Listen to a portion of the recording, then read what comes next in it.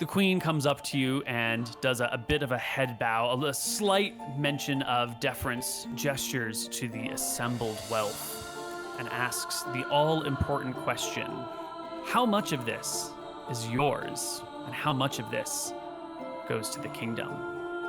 I mean, I'll talk to the queen and I'll say, the true wealth of Drakus lies not in its possessions, but in its people. Obviously, we'd like to build our keep if we could, but the rest here is for what our mission was intended for, which is to defeat Scoria. So you can distribute this as you see, and then hopefully there's enough left over for us by the end to get our keep built, maybe even in an expedited time frame. When I say that, though, I'm not talking about the magical items. Just me. Yeah, that shit's ours. That shit's ours. 3 is a failure, though, so on the 3rd week, Finally. That's so good. you've got the black dragon skull with which to speak. Okay, ask him where are the iron stones? Where are the ion stones?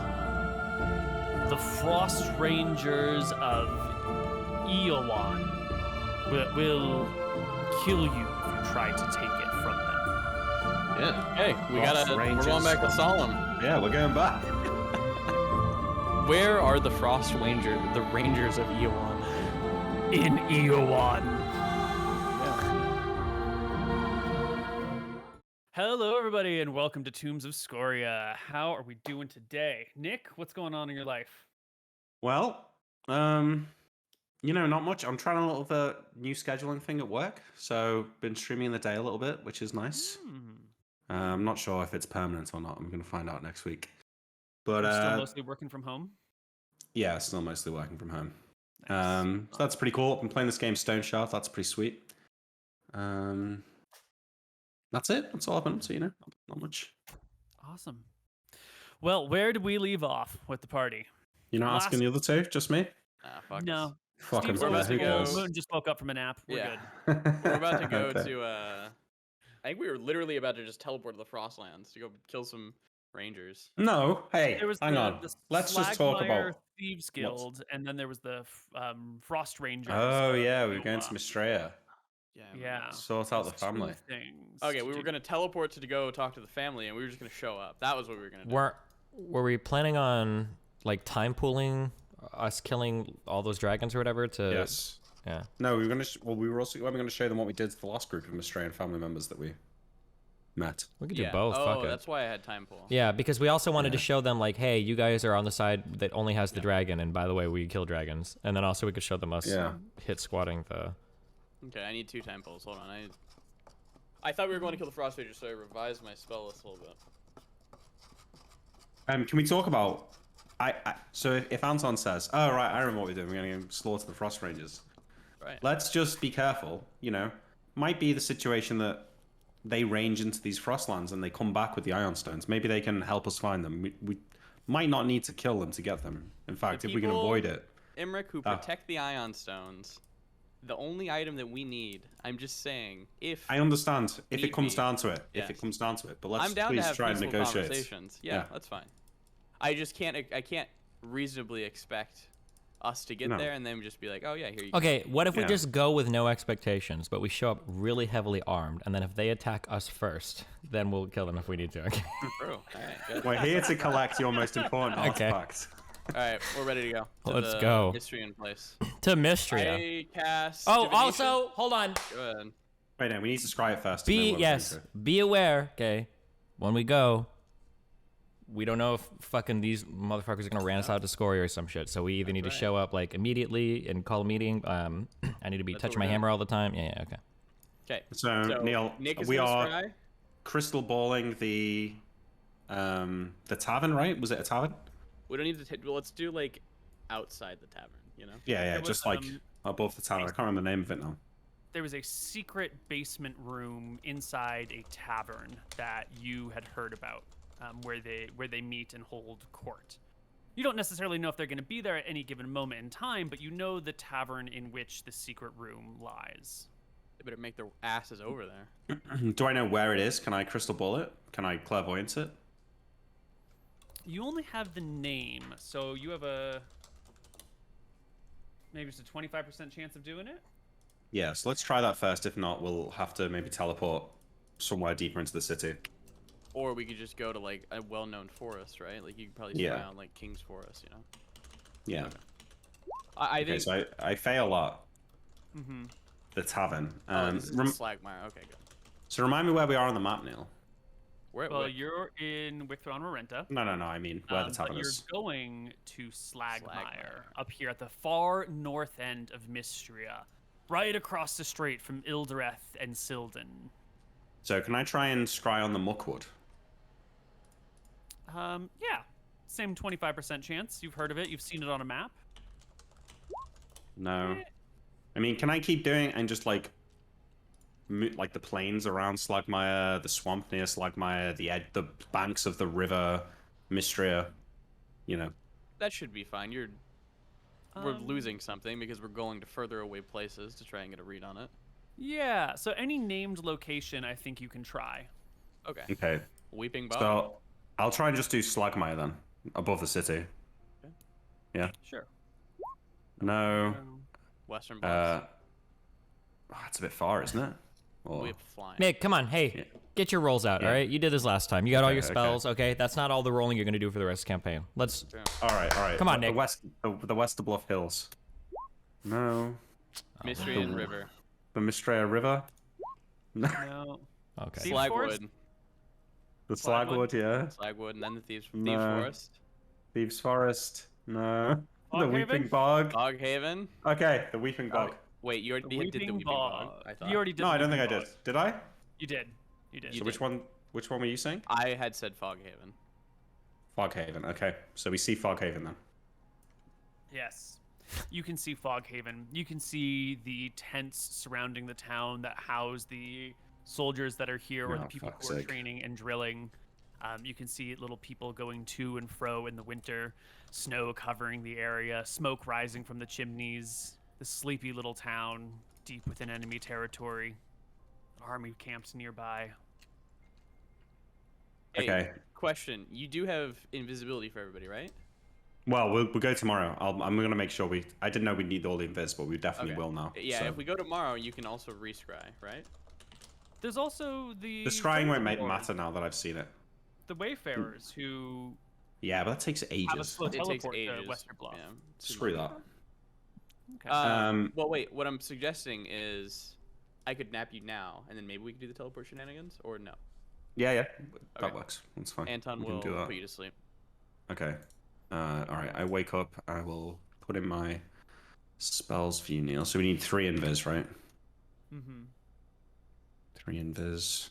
I'm taking 2 hold poisons. Just a heads up. Yeah. Do you think I should take a suggestion spell? Might that be useful? I don't No, speak Mystrian, so no. Oh, yeah, no, it's probably. Probably I need not. to take tongues then too. Thank you. I don't think we want to use magic or anything weird like Yeah, that you're to convince the people. We want them to like genuinely, like an Inception kind of thing. The genuine where, inspiration. We need them to feel this. We're gonna leave to the same day, right? Shall I take a Yep. second teleport? Yeah. Yes. Let's get us back to Withron Renta. Oh wait, what else are you taking instead? I mean, I'm gonna take 2 teleports and a cloud kill. Because you never know, right? If we get attacked by the Mystrian army, we might need it. Yep. And then I'll take a stone skin, polymorph self, maybe. Just to speed Improved this up, in since this. we're doing the teleport things, I'm gonna be casting whatever it's fucking called, divination. Oh, I think I have an 85% chance to hit it. So here's one of them. I have 2. I want low. Fucking cringe. I'm gonna do it again if that's allowed. So you divine whether or not you are going to. Right. So your divination failed, but that. Okay, gotcha. Yeah, you can do another divination Do spell. another? I Okay, think. I'm going low. Please. Right. There's no. I don't think there's any bias on it. If There's the no roll's prejudice. Failed, the caster knows it fails unless it's blah blah blah, and there's nothing about doing. Yeah.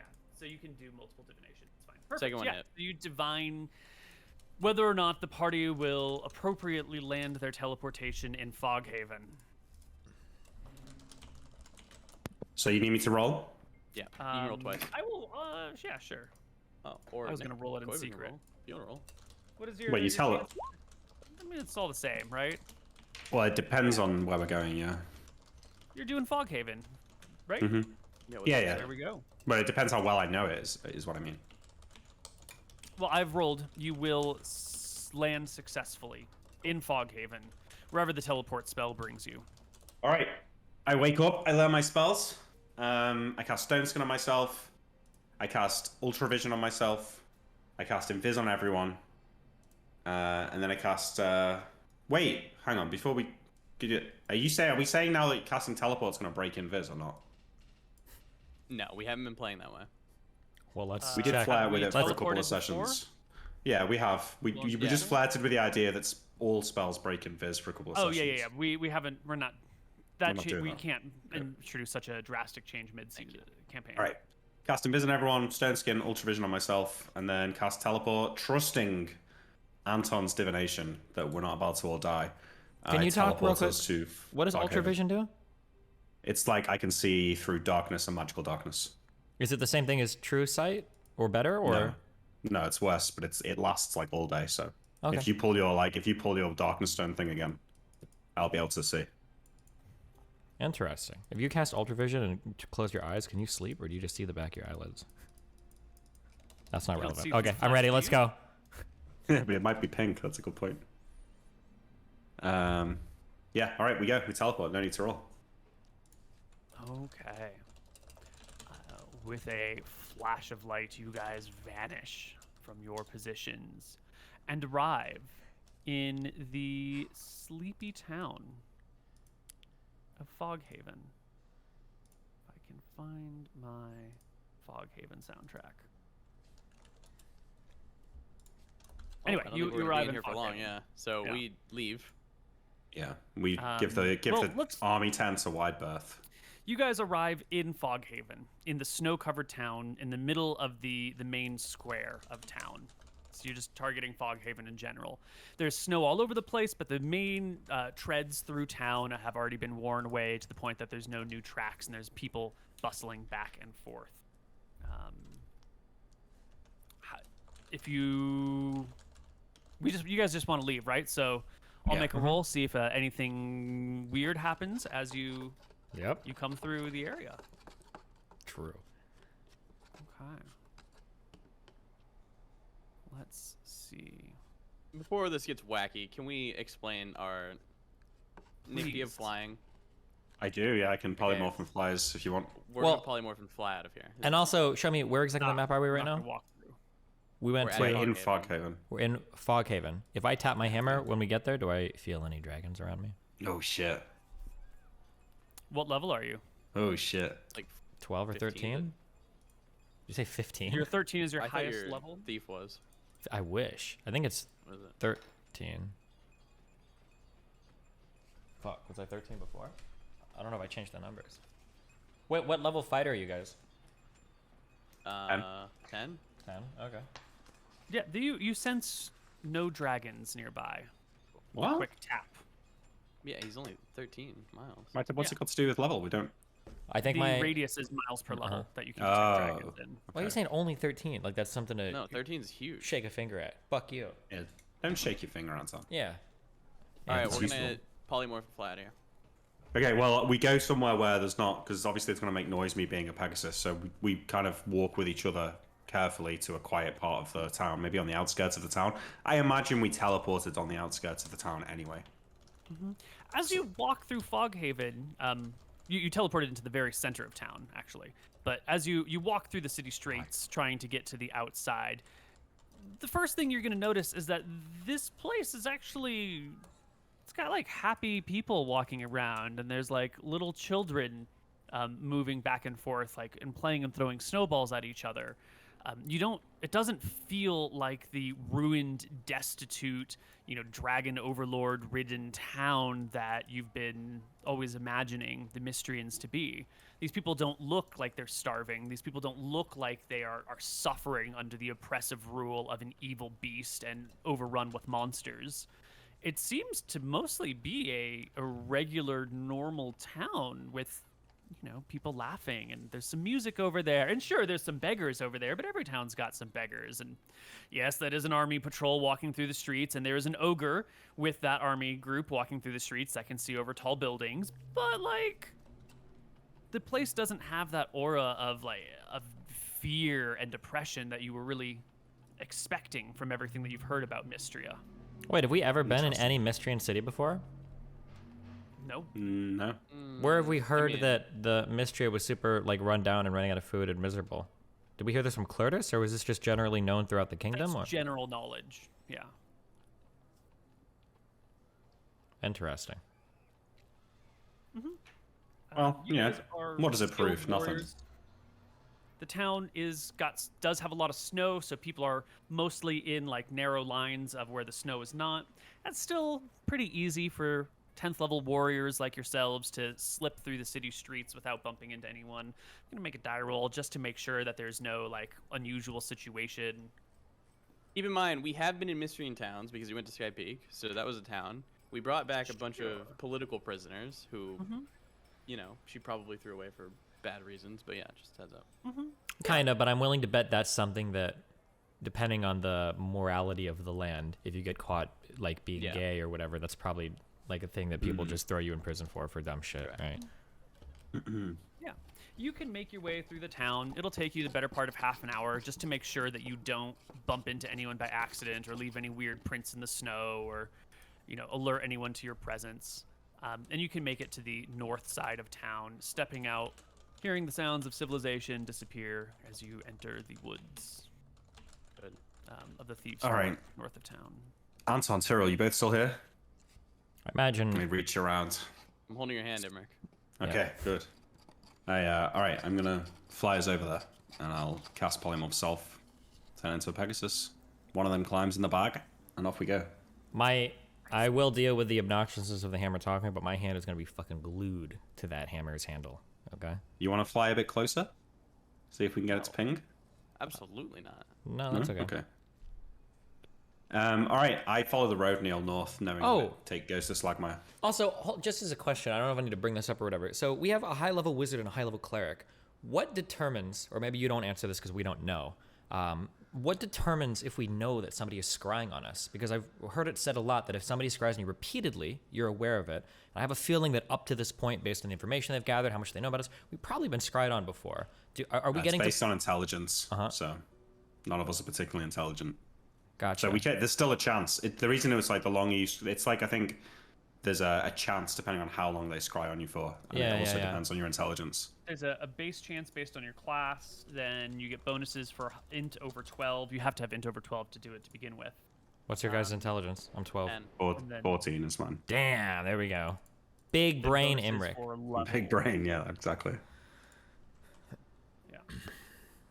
Okay, just something to, because if somebody's been scrying on us for like 2 weeks or 2 months or whatever, I want to at some point have a check for that if we can, but yeah, okay.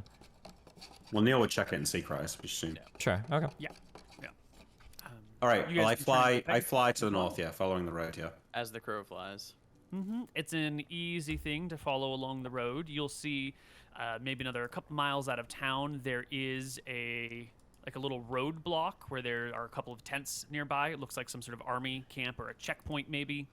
And you can go right over it and past it. And then outside of Slagmire, right before the road hits the edge of the swamp, there's another one of these army checkpoints, which you can fly right over. And then the road becomes more of like a series of bridges and some actual paved road and some sort of like damaged and recently repaired road that winds itself through the swamp in a difficult and non-linear path before you reach the walled town of Slagmire in the far north of the Weeping Bog, right next to the cliff that drops down into the Western Canal. You can see near the cliff's edge, the ground gets a little bit more solid. Like the Weeping Bog doesn't just flow over the edge of the cliff. In some places it does, but there's almost like a retaining wall around the edge of the canal. Almost like the canal, as it split, like it broke the land up, and so there's like a swampy side behind it. And you kind of go up before you drop down. And Slagmire is built on this like up-ridged area. It has a nice, tall, 30-foot wall, 15 feet thick all the way around it, and a very large switchback staircase running down the 130-foot cliff to the Western Canal below. As I'm flying over and looking into the canal, is there ships in the canal? Is there elven ships near Ildereth? Yes, there are elven ships docked on the other side near Ildereth. There's no other Mistrain ships in the canal. Like, who does it seem has control over the canal, or are they both sort of Well, sharing the it? canal's like 3 miles wide. So Hmm. it's wide enough that both people can have ships very comfortably and very easily in there. And you do see ships docked on the Mystrian side, and you see ships docked on the Ildereth side. You don't see anything going in between them at the moment. And knowing the relations, it's probably unlikely that such things happen, but both seem to reside here without too much problem. And All right, I think the Oh, sorry, go ahead. understanding right now, so we know that the elves run like these little hit squad missions against Scoria. Is there a general hostility between the elven people and Mystria, or is it just these like behind the scenes things? There is a generalized hostility between the elven people and Scoria. If we're gonna make a slight distinction between Scoria and Mystria, the Okay. relations between Mystria and the elves is a little bit more questionable. The elves don't really talk too much about their political plans. They seem to move much, much more slowly. They also don't really give a shit about what happens in human lands too much, but they do give a shit about Scoria. Okay. So Why did we ever figure out why do they care so much about her? She burns that forest. Yeah, she's fucking Yeah. with them. Why does she fuck with them? Why would she do that? It seems really She's a stupid. chaotic evil dragon. Just close to her, probably, and she just feels the need to like enforce her will on them. Okay. That's a really low IQ move. Why would you pick a fight with somebody Well, like that for she's no reason? ultimately arrogant, right? Maybe. I thought she Like, was supposed to be she pretty thinks intelligent, she has right? dominion over everything. Yeah, intelligent, but arrogant too. Well, she's getting fucked up all over the place, so okay. So what I'll do is stop outside the town, Neil, away from the tents, near a specific tree that I can remember. I'm going to let the other two off. Yeah? So you say outside of Slagmire. So you're gonna Yeah, like on stop the in outskirts of wall- town. Yeah. It's Let's a talk walled about city, though. the walled city is going to have like there's this weird path that goes through the swamp where there's lots of like wetlands, trees sticking up. The trees might have some snow on them, but the snow doesn't really stay in the actual swamp on the ground. It's too warm, there's too much water, and it's not quite cold enough to make the swamp freeze. So Yeah, the okay. ground Just to here isn't clarify what I'm trying particularly to do is to drop them off somewhere that I can come back to. I want to turn into a smaller bird and go and find the tavern and then come back and bring them to the tavern once I know where it is. Great. So just anywhere where I can drop them safely that I can find again, basically. Excellent.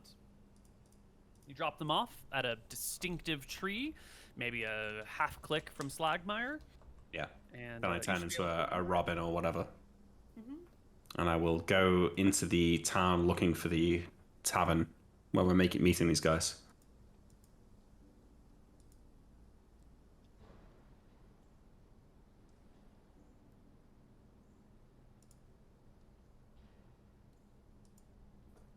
And them all, Mooton. Fuck it. It does not take you long to find the tavern in question. There's a big old sign hanging out in front of it with iconography that is easy to spot as a robin. All right. Once I see it, I come back. I turn into a Pegasus. I pick them back up, and I fly us all over there. Excellent.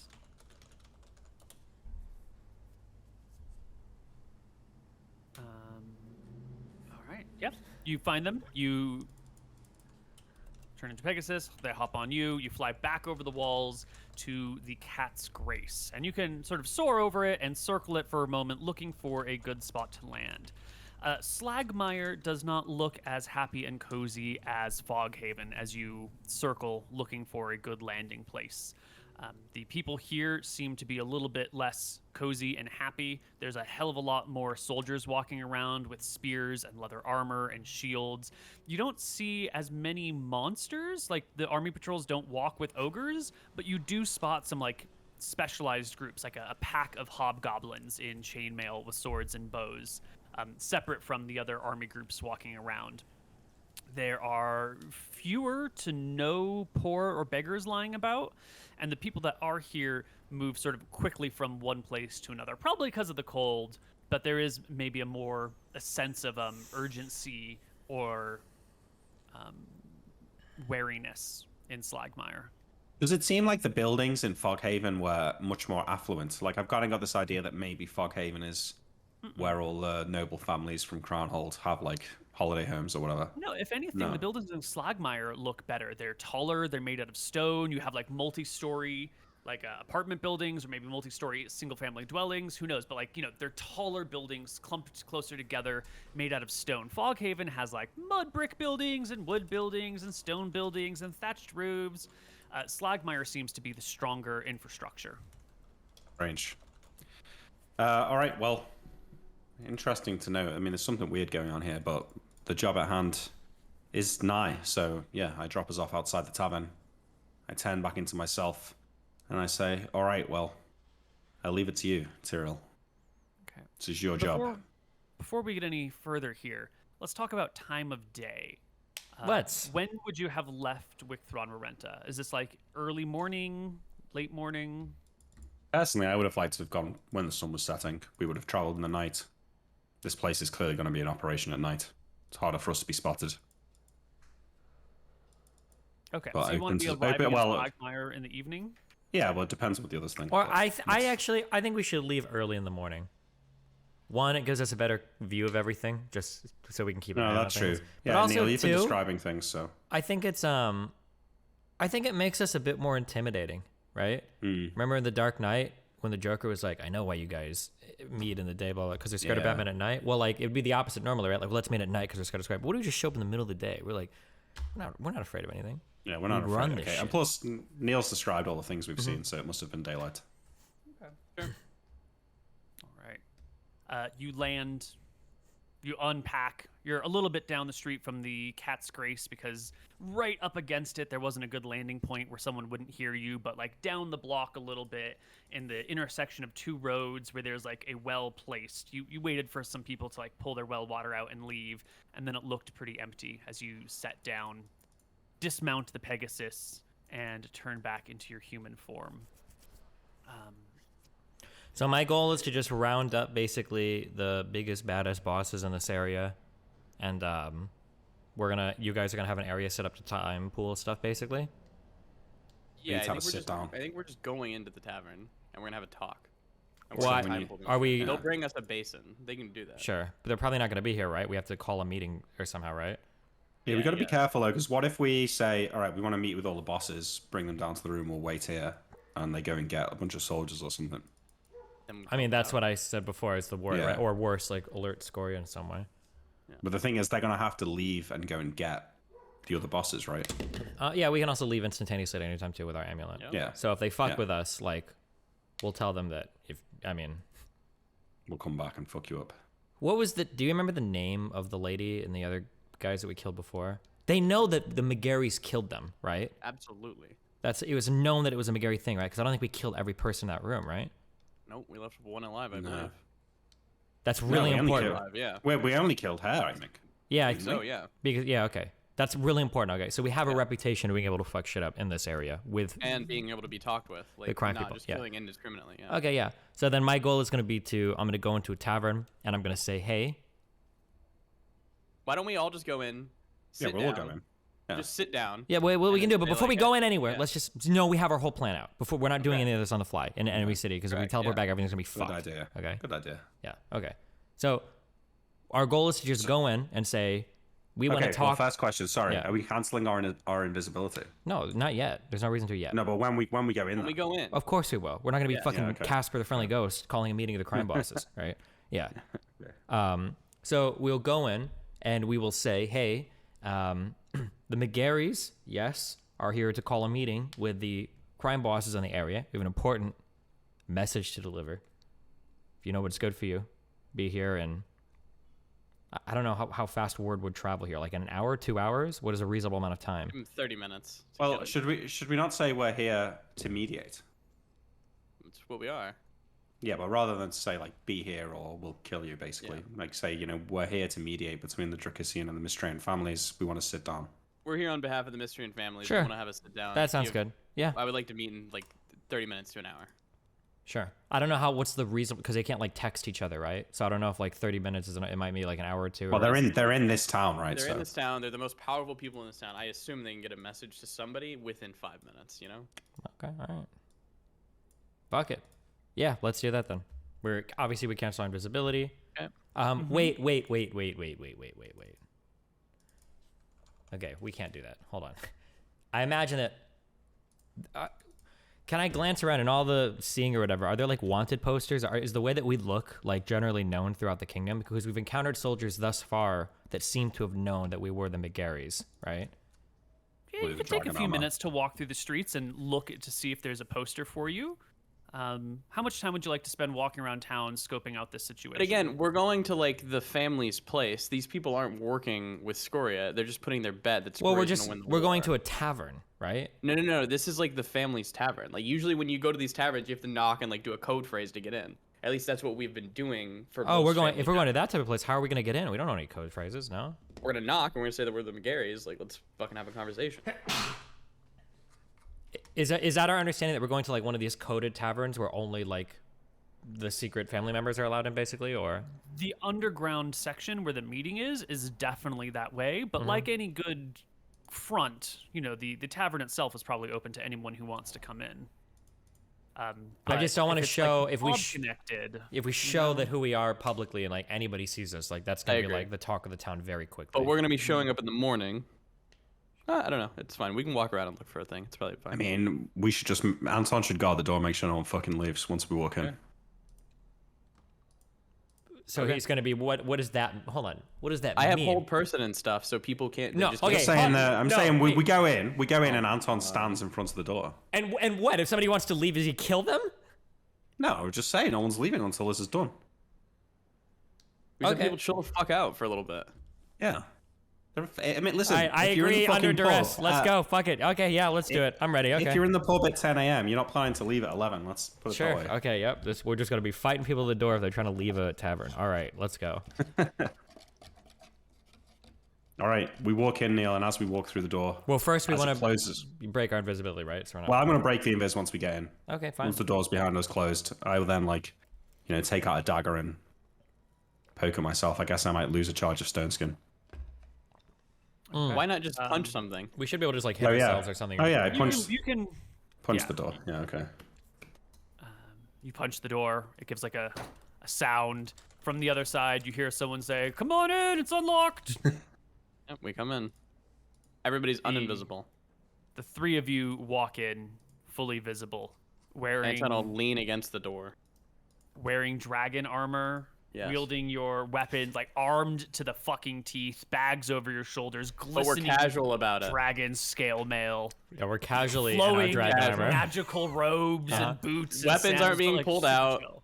We're casually walking in, and Anton's chilling against the door, and he's gonna let them have a conversation. The bartender, starts to speak and say, "Hey, welcome to the," and then goes silent. And that causes a couple of people to look over at you, and they drop their conversations and go quiet. And soon, all eyes in the tavern are on the three of you standing near the front door. I assume you shut it behind you. Yeah, Anton's maybe- shut it and is leaning on it. There's maybe 15 people here, plus the bartender. I lean forward across the counter and I say, "Hello. It's my understanding that you can get us in contact with the big mystery and family bosses around here. You obviously know who we are. We're here to mediate a discussion between them and the Drakissian mafia families." I don't know if they have an official name, but Did you just scream this at the bar, or did you go up to like the bartender and say this? I said I leaned across the bar and I talked to the bar. Okay, sorry. So if Anton's by the door, Tyriel's by the bar, I'm standing in the center of the room, like looking at the people who are just sitting down, not saying anything, just making sure no one's trying to move. Give me a charisma check, Nick. Okay. Can we all make charisma checks for how casual we are about this? Absolutely. Nick's first charisma check will be mine, and then you can all make other charisma checks after that. Good. Yeah. So I take any mugs off people. casual. I don't know what we're charisma checking for. I don't give a fuck, okay? I can be intimidating without my charisma, That's right? fine. Yeah. Imric, you can see that there are some people whose eyes are on you with like an assessment look, and there are some people whose eyes are on you like, "Oh my god, what the fuck is happening?" You're pretty quickly able to distinguish who is someone of note and who is just like a casual, ordinary citizen here just for a pint to hang out. You with mean their by the way they recognize me? They must be of note. it's either they recognize you or by the way that they're interacting with someone who's obviously powerful, right? Because there's some folks here who are probably just ordinary citizens who live in Slagmire who are like, oh my god, I'm in a really dangerous situation all of a sudden. And there are some people who are probably used to being in dangerous situations who are like, who the fuck is this guy with all his armor? Maybe they recognize you as Imric McGarry, or maybe they're just recognizing that, like, you're clearly decked out in magic gear. Yeah, all right. Well, while Tyriel's at the bar talking to the bartender quietly, I'll just sort of say in a low voice to them, no reason for anyone to get hurt here. Enjoy your drinks. Stay sat down. No one can leave until we're done. Shouldn't be too long. A couple people go back to sipping their beverages. Others stop exactly what they're doing and just stare openly, looking between the three of you. Once you get to the bar and say your words, Tyriel, the bartender gives you like a little bit of a nod and says, and you are? I mean, they looked at us, so that you could just say that I'm Tyriel McGarry. Oh yeah, I don't speak Mistrian, so maybe I don't say that. Okay. Sorry. It's okay. He responds in the affirmation to who you are and gives you like a follow me hand gesture, walks out from behind the bar and heads over to a door on the far side of the room away from the main front door. It's just, a door in the wall. Looks like it could be an office or a storage room or whatever. He comes to the door, pulls out a key from his pocket, unlocks it, and steps through,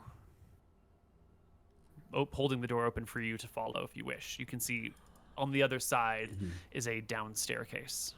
Okay. My hand on my hammer so that I can feel Scoria if she's lurking, and then also I believe it tells me if there are magical or non-magical traps. There is a magical trap on the door that was just opened for you. Okay. I nod. I look back to. Yeah, I go up to Anton and say to him in a quiet voice, like, "What should we do here? You want to stay here and guard the door, and I'll go down with Tyriel? Or should we all go down?" I'll point to Anton because I believe I need him for the time pool. True. Yeah, Imric, you got this. Anton will walk. He'll go down. I'll stay up here. Okay. The two of you go downstairs. And we're going to fast forward a little bit and stay with Imric over here. You're going to be watching this door for a while. After a few minutes, after, some 5-10 minutes passes, someone tries to open the door from the outside. Yeah, I open the door. I stand and I open it so that they won't necessarily immediately see me as they come in. Great. Yeah, you open the door. Two people, they try to open it and sort of bumps into you, so you finish opening it all the way, and they walk in. They're speaking in mystery, and they're jabbering kind of loudly at each other. And then once they're I close the door steps in behind the room, them. Yeah. they realize that everyone is staring in their direction, and they do like a look around until they spot you. And then these two people let out a rather loud exclamation. They're both women, one old woman, one middle-aged woman. That's fine. Somebody screams in a town, it doesn't mean that there's a military situation. I motion to the hotness. The younger woman is of 17. Listen, Why are we rolling hotness on everybody? when Imric's there, you don't need to roll. He's not like that. Mouton asked. She's I've written 17 that hotness. How old is she? Middle-aged. Middle-aged, so MILF. late 40s. No. Yeah. Okay. Imric notes that in his mental museum that he has of all the women he bringing sees. her back. The older woman speaks to you in Mystrian. I point at one of the tables and say, sit down.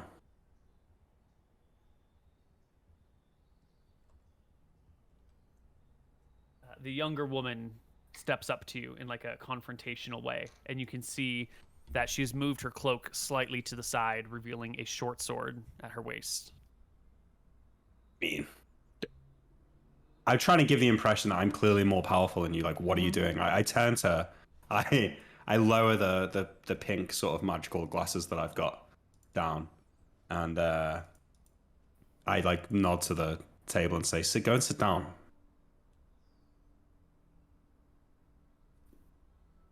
mean, she can Her see intimidation fails on you. Yeah, she sees your Yeah. stone skin, Yeah. right? If she's worth your time, she'll recognize knows. that you've got stone skin on, right? So Mhm. she tries to intimidate you a little bit, and it doesn't work. And she walks with the woman. The woman sits down, and then she sort of positions herself between you and the older woman, like sitting on the table and like mad dogging you, like watching you very carefully, clearly Oh, okay. acting as a buffer between her and the older woman. That's fine. I'm not hurting anyone. I'm all right. I'm just chilling. Okay. Down the stairs, Tyrael and Anton go, led by the bartender. Tyrael, you detect traps in the hallway ahead of you because the staircase goes down and then it turns and comes back the other way, and then it's like a 30-foot path, and you can detect that there are 4 traps in this 30-foot path. The bartender,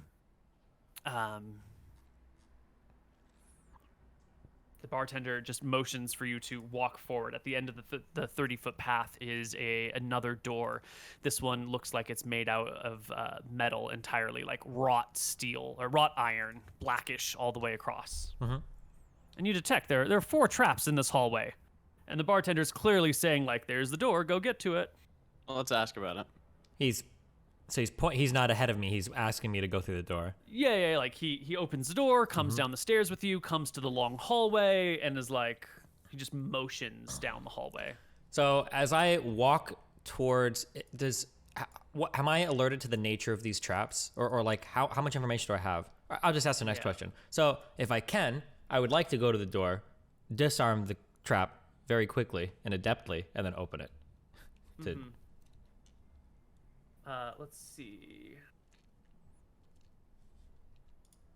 It sounds like the traps aren't all on the door. Some of them are in like the walkway. Sure, yeah. But I should know what they are before walking up to them. So. I would hope. I'm just trying to figure out the exact information you get based on the item.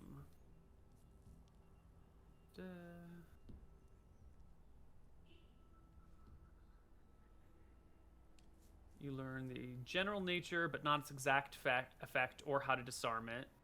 Close examination will, however, enable you to sense what intended actions might trigger it.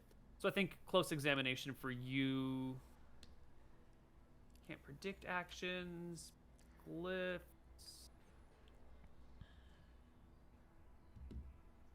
Okay, so you can.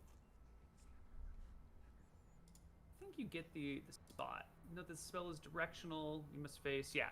So the first thing you'll notice is that there is a series of there's like a trap on either side of the wall at one point, maybe 10 feet in front of you.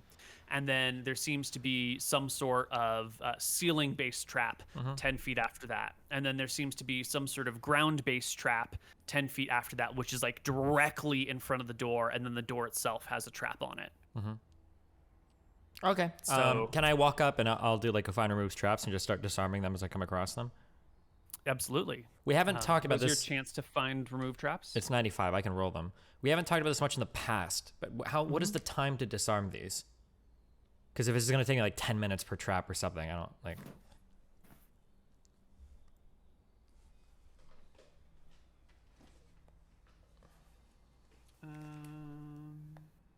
Searching for a trap takes D10 rounds. Once a trap is found, the thief can try and remove it or disarm it. It also takes 1d10 rounds. Yeah, so it'll take you, 1 to 10 minutes to disarm a trap. You can also, if you know how to trigger it, just trigger it and let it go, although that's not always a safe option. So if you want to come up and disarm these things, it'll take you a little while, but it'll also be very obvious to the bartender that what you were doing. Okay, as he points me to go down the hallway, I'll look down the hallway one time, and then I'll look back to him, and I'll just stare at him for a few minutes. Not a few minutes, for like 20 seconds to see if he says anything. He botches his willpower check, swallows hard. He gets the message, and he will walk down the hall a little bit and push on a rock, on a stone in the wall, which slides in a few feet. Or a few inches, walks a little bit further, pushes on a stone on the other side of the wall, which slides in a few inches. Does the third thing when he gets to right before the door, and then produces the same key, or maybe a slightly different key from his pocket, and unlocks the door. And you're familiar with these sorts of traps. And as he walks and touches the stone, you can hear that there is some sort of like weight that is in place, and that these stones like slide in and then slowly begin to slide back out. Okay. So you know that there's a limited time in which they are like temporarily disarmed for. So you'll have to follow him quickly. Sure, I keep up. Else Yeah. they will reactivate. Cool. He gets all the way to the other side, unlocks the door, opens it for you, and in this room is a really cozy little sub bar. There's a couple of tables here. There's an actual proper bar with like booze behind it. There's a small stage with a pole on it. Looks like maybe some sort of underground strip club situation or gentleman's club or, you know, a place for entertainers to be. There is a bartender here. How many? It is this a like a halfling standing clearly on like a stool or a box so he can be up all the way at the height of the table. Is this a very crowded place? Like how many people are in here? No. It's just the bartender at this moment in time. Fuck yeah, I Nobody speak else. halfling. Okay. There is also another door on the other side of the bar. So this small room has two obvious exits and entrances, and there's a door behind the bar that looks like it goes to a storage facility, perhaps. Okay. So, I'll walk up and approach. I'll give the halfling a greeting in halfling. hello, he says in halfling, back at you. What'll it be? Can I speak to him in Drakissian? Does he understand me? Hello. He switches to Drakissian. Hello, what'll it be? We'd like to set up a quick meeting between some of the bosses here in Mystria. We'd like to mediate a disagreement between the families, both of this place and of Drekus. He looks back at the other bartender who opened the door and is still standing in the doorway watching. And he like points at that guy and says, well, he's the one who'll do it for you. I just serve the drinks. I don't hear nothing. I don't see nothing, but I can make a mean cocktail. What can I get for you? I don't I'll have look enough. at the other guy. I don't think we're thirsty at the moment. We'll wait. He stands back, folds his arms over his chest, waits a little moment, seems to be impatient, pulls out a deck of cards from under the table, asks you if you'd like to play cards while you wait. No. Sure. Okay. We'll play. Play a few Good. hands. I have a gaming proficiency. Let's fucking go. First time using it. Excellent. Why do you have a gaming starts- proficiency? I don't know. This is the only bad thing my character has. Okay. It's for games, card games, board games. You roll a proficiency, and if you win a check, if you win, and they don't have a gaming proficiency, then you win. If they do have one, then whoever has the highest check wins. Not min maxing deal. I took a gaming proficiency. No, I fucked up. The first bartender, seeing you guys are settled here, quickly hurries back down the hall, leaving the heavy iron door slamming shut behind him. It appears that the door is hung in such a way, or sprung in such a way, that it will automatically close on its own. Imric, Just getting at the this one top, out of the way, so. Yeah. After these people have come in and sat down, the bartender arrives from the door that he left with Tyrael and Anton a few minutes ago. And he walks towards you and like motions to the door and says something in Mystrian that you don't understand. I understand, Mystrian. You're not there. No, it's me. Sorry. Other door. So I double check, make sure this is the bartender guy that just took Tyrael and Anton down there. Definitely the same guy. Yeah, 100%. And he's looking at me expectantly, like, let me out the door. Okay, yeah, I stand back and let him open the door and leave. Okay. He leaves. Immediately, one of the patrons goes over behind the bar and starts, pulling bottles and pouring themselves drinks. Well, I point to them and shake my head and tell them, point back to their seat. Enforcing the bartender's law. Very Yeah, nice. lawful good, Neil. Lawful good. Okay. It's going to be a little while before anyone shows up. That's fine. Do I have to let more people into the bar? I'm imagining by the end of this, there's going to be like 100 people in here. It's probably going to come up, but first, the people downstairs. Okay. It's going to be a while this guy goes and fetches the folks that While we're you want gaming. to talk to. Anything else? Any questions you have for the bartender down here? Anything that No. you'd like to examine in the room? I would like to examine the room. While we're playing, I would actually like to, beneath the table, I'm going to remove a glove real quick, and I will have 2 rings equipped right now. It's going to be my ring of free action, and it's going to be my ring of seeing. After I swap on the ring of seeing, I would like to activate it so that I can look around the room and see it as it truly is. I'm looking for traps, or anything that would stand out, that I'd be worried, because obviously there is a chance that we could just be getting ambushed or killed in this basement.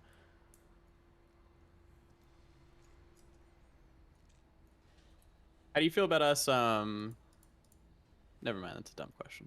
Ask it anyway. There are no dumb questions. Well, I was gonna ask Tyrell in private how he'd feel about us drinking the fire breathing potions, because they last like an hour. We drink it like before they get here, I guess. Oh, now we're okay. I think we're fine. Everything in this room is as it should be. There's no illusions. There's no secret sorcery happening. This room appears to be pretty solid all the way through. Anton, you asked about the room. I mentioned that there are two what seem to be like heavy wrought iron doors that are primary entrances and exits, and then one wooden door behind the bar. There is, on the opposite side from where you came in, next to the other exit door, is a stage with a single pole on it. The stage rises like 2 feet off the ground. The ceiling is maybe 8 feet, so it gives it like a 6-foot clearance, not super high. There are 4 tables set around the room, 3 small ones and 1 very large one in the very middle, and then the bar that runs alongside of it. The room is rectangular, maybe 20 feet by 30 feet long, with doors on the far sides, and then the bar in the middle on one end. Okay. Everything appears to be copacetic. There are no pictures on the wall. There's no art hung anywhere. The area does seem to be magically lit. There's no clear source of light. It's not super fucking bright, but it's also not terribly dim. It's sort of like a gentle light down Gotcha. here. There's no windows. You're clearly like 10 feet under, at least 10 feet underground, maybe a little bit more. The walls are made out of stone. The wooden door is the only, like, what would you call it, ethereal nist exit that you could take out of here. Gotcha. And that's a wooden door. It didn't have wrought iron things over it, right? Right. Right, okay. That's why you think it's a supply closet door. Yeah, I gotcha. Okay, so real quick, earlier, did we rule that a darkness stone in a pocket emits darkness or does not emit darkness? What was our ruling on that? It Does. does. Yes, you need like a light, tight space for it to not emit its darkness. Okay, so then to go one more on that, I could have a darkness stone in my pocket, and I could have like dual wielding my 2 swords with the darkness Yes. stone. Okay, just checking. All right, cool. Yes. Okay. Oh, and then also, sorry, one final thing. One thing of darkness overrules an infinite things of light, or like infinite things of light, or one thing of light One will light, overrule one infinite. darkness cancel each other. Okay. Correct, but 2 light, 1 darkness, it's still gray. We're not going to get into the, if you have 50 light stones on you, but they have 51 darkness stones on you, it's dark. It will just be canceled, right? Yeah, if they're both there, then the prevailing light conditions. Yeah, that's Yeah. what I understand. That was the book ruling, yeah. Yeah. Yeah. And that makes sense. Otherwise, you end up in a weird thing where it's like, who's got the most light versus dark stones. Yeah, exactly. Or also in the past, like my dark stone should have never worked because there were so many magical lanterns in that cavern. Correct. Yeah. It should Light- just be cancelled, Neil. They shouldn't stack with each other. It should be, if there's darkness, there's darkness. If there's light, there's light. And if there's both, then there's prevailing light. Correct. So you're in a room with 1,000 light stones all piled up, and you bring out 1 darkness stone, Yeah. and it cancels all the light stones. Is Yeah. your argument? Yeah, well, otherwise we just make, like, if we want to do our darkness shenanigans, we just make, like, 50 and then no one can counter us. Right. Yeah. That makes sense. I dig it. Okay. Gotcha. Important things to know. Cool. Okay. I believe we're just playing cards and waiting then after I swap my ring, and we're chilling. Cool. Nick, you're up there. Eventually, the door opens again. I assume you open it and let people in. Yeah. And walking inside are 6 individuals. Okay, these guys look more serious. 6. Yeah, it's an even split between men and women. The first 3, or the very first one opens the door, and then like you can notice that they don't step in. Like the door opens, and then there's a moment. And then they step in and are like, as they're stepping in, they're looking behind the door as if they're checking the room for I know clarity. I'm there. Oh, right, okay. Yeah. And they see you, and then they back up into the room, keeping eyes on you. And that's when 2 other people walk in. None of these people seem to be armored at all, and Yeah. you only notice their weapons once they part their cloaks slightly to let you know that they're carrying small sidearms. After 'Cause these three walk in, I've got weapons on me, but they're mostly in pockets. It's just my bow, I guess, would be on my back though. And out of interest, does ultravision affect how my eyes look? Because I'm like this for like 15, 16 hours. Can we have it be something cool? Ultravision does not permit the recipient to spot invisible creatures. Does not function in the presence of strong light sources. Ultravision, normal, perfect darkness, underground settings. I don't think it changes your eye color at all. Okay. Oh, also, your glasses are highly anachronistic, right? I don't think anybody has glasses. That's not like a technology that exists yet, right? So just you even having those is weird. That's a good point. The ultra one will have corrective lenses. Oh, okay. Stylish lenses, but Gotcha. it's the ordinary folks of the day won't. Okay. So they are. I mean, I'm out here looking like John Lennon 5,000 years ago, so you know, Yeah. can't mess with that. All right, yeah. I mean, I give them a nod. I try to look friendly. I know but maybe I can talk to these guys. I say, it's good you came. Yeah, one of the people gives you a bit of a nod. In comes the bartender, and then the last two walk in are an aged man and an aged woman. They both come in. Neither of them really bother to look for you. Their bodyguards have already spotted you, and they make for the back door right away. Yeah. Okay. Well, if they don't want to talk to me, then fine. I want to ask the halfling to get me like a big basin. Wait. Sorry. Just before you switch, once they all walk down the corridor, Neil, I'm going to go up to the table and I put down a few gold coins on the bar, and I'll say to the bartender, like, get everyone a drink. And I point to the room and then walk back from the gold. Hopefully he understands, and I go back to standing by the door. Yeah, the bartender understands you just fine and quickly starts serving everyone beverages. The two older people head for the back door, and as they do so, some of their other people head in that direction. That first set of women that walked in stay in their particular spot and don't join them, but there were like looks of acknowledgement passing between them and the other people. The first three people that walked in with the older folks retreat to the door that everyone's going through and just stand guard. So you've got, the first two women that we're came all guarding doors. I get it. Table. Yeah, it's three other all a people bit at tense. that door. Okay, I just want to make sure that we don't have any confusion. I just want them to know that my door is better guarded than their door. Even though there's three of them, clearly my door would win. You have the best door, Emmer. Yeah, mine's the best door. A few minutes later. I asked for the basin while we were gaming. Absolutely. The halfling produces a large bowl and asks you if you want it filled with water. Actually asks you if you want it filled with beer or wine. Let me see what I need it filled with. A pool of water. I need water. Yeah. Oh, yeah. He will leave you at the table, goes and opens that back door, leaves it open. You can see inside there's just, it's definitely a supply closet. Barrels of beer, barrels of water, racks of wine. It's too big for you to see the entirety of it through the door, and the halfling disappears into one of the other corners of it, and then comes back a little bit later carrying a big wineskin, hoisted on his shoulder, and empties it into the basin. It lets you know that this is pure boiled water, guaranteed not to make you sick. I wasn't worried about that, but now I am. I nod. Mm-hmm. And then a few minutes later, the door opens, and in walks this old man and this old woman. I give him a respectful nod. They see Tyrael, they see Anton, they see the halfling bartender who doesn't say anything to them, doesn't even really look at them very much. The old man walks forward and sits at that very large table. The old woman steps up beside him and sits next to him at the large table, which can house maybe 10 chairs. And they both sit adjacent to each other on one side and look expectantly at the two of you. I wait for Tyrael to speak. Take a deep breath. Say, hello. I've been sent here. Well, me and my brothers have been sent here on behalf of some of the Drakissian crime families.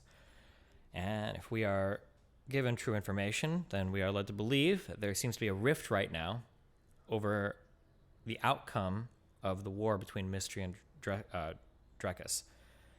We're here to assuage any fears or any worries that you might have over who is going to win on each side. And we are here to clarify, to make sure that it is understood that Drekis will absolutely be the prevailing side in this conflict. Now, there's been a lot of issues right now between the crime families of Drekis and of Mystria. Me and my brother have been sent here to mediate this dispute, hopefully walk away with all parties feeling as though these issues have been resolved. We'd like to show you a couple things, and then we'd like to have a conversation to see how you'd like to move this discourse forward. The If old I man can... sort of like nods in understanding. The woman calls to the halfling and asks for a round of dumplings for the table. Halfling heads into that back room again and is gone for a few minutes. Did you sit down at the table with them, or did you? I'm gonna bring over the basin to the table and put it in the middle. Yeah. Sure. Tyr, are you standing? Are you at the bar? Are you at the table with them? Where are you? I believe we were sitting gambling, so I'll be sitting at the table to speak, but then I'll stand up if we're moving over to, or how are we bringing the water basin over? Yeah, we're bringing the water basin over, and then I think Anton's gonna sit down and we're gonna have a nice chat. Sure. Mr. Mooton, you made 20 gold gambling with the bartender. Yes. I'm fucking rich. Yeah. Good. Thank you. Okay. You bring the basin over. They seem to be kind of like in a restful state. And as you set the basin down in front of them, the old man sort of like raises a wrinkled hand and says, "Wait, must try the dumplings. They're very good."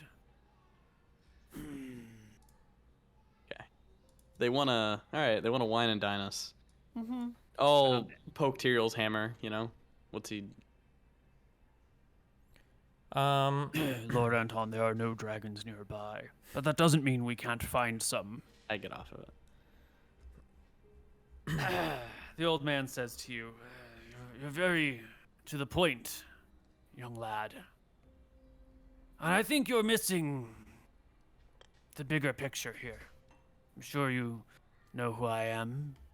I'm Dominic. This here is my understudy, Martha. It's not about who could win the war. It's about who should.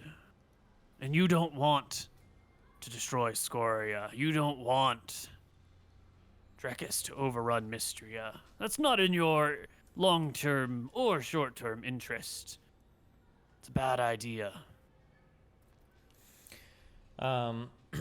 You know what? I nod. I will I'll remove my gloves because it's probably the polite thing to do before sitting down. And because I can flash my great level of wealth because I have like 9 fucking magical rings on my fingers right now. I'll pull up a chair and I'll take a seat. And I guess I'll look to whoever has the plate of dumplings next to them and I'll say, "You know what? I think maybe me and my brother will have a few bites to eat." I assume he sits down. Yeah, Anton sits. Yeah. We're gonna... Take We were nobles, so we're gonna do the full, courtesy. Yeah, we will. noble We'll be thing, nice. We'll be... Yeah. We'll remove a few dumplings from the plates. We'll set it on our own. We'll grab a fork. I'll say, why would I, member of a noble family, and a member, to some extent, the crime family of Drekis, be interested in seeing Scoria or Mystria succeed in this conflict? Curious. The old woman pops a dumpling, but stays quiet. The old man looks at you and says, "You know how long Scoria has ruled in Mystria? She's been a dominant force here for about 1,000 years. Not exactly. I don't think everyone remembers exactly when she came to be in charge. But that's about 1,000 years of wealth accumulated. By my best estimates, there are thousands, tens of thousands of tons of gold under that mountain. If that gold ever left the mountain," he shakes his head, "financial ruin. You can't inject that amount of currency into a society and have it remain stable. I thought we weren't doing macro econ this campaign, Koibu. Oh, here we go. This is a bad idea. You loot Scoria, you kill Scoria, we'll be flooded. And not to mention, The armies in the east, across the sea, the great hordes of Varasi, the huge empire building there waiting to come in. Scoria is practically the only thing keeping them at bay. This beast that rules us also keeps us safe. Also keeps things stable. And she's not so bad living under her as long as you pay her taxes, do your things. But people like you and I can profit quite substantially from these situations. I understand that a person descendant from a royal line might feel a certain civic duty. Think of the bigger picture. You take out Scoria. What stops the armies of Varasi from coming across the sea to us? You kill Scoria. You gain millions, tens of millions, maybe hundreds of millions of gold? What are you going to do with it all?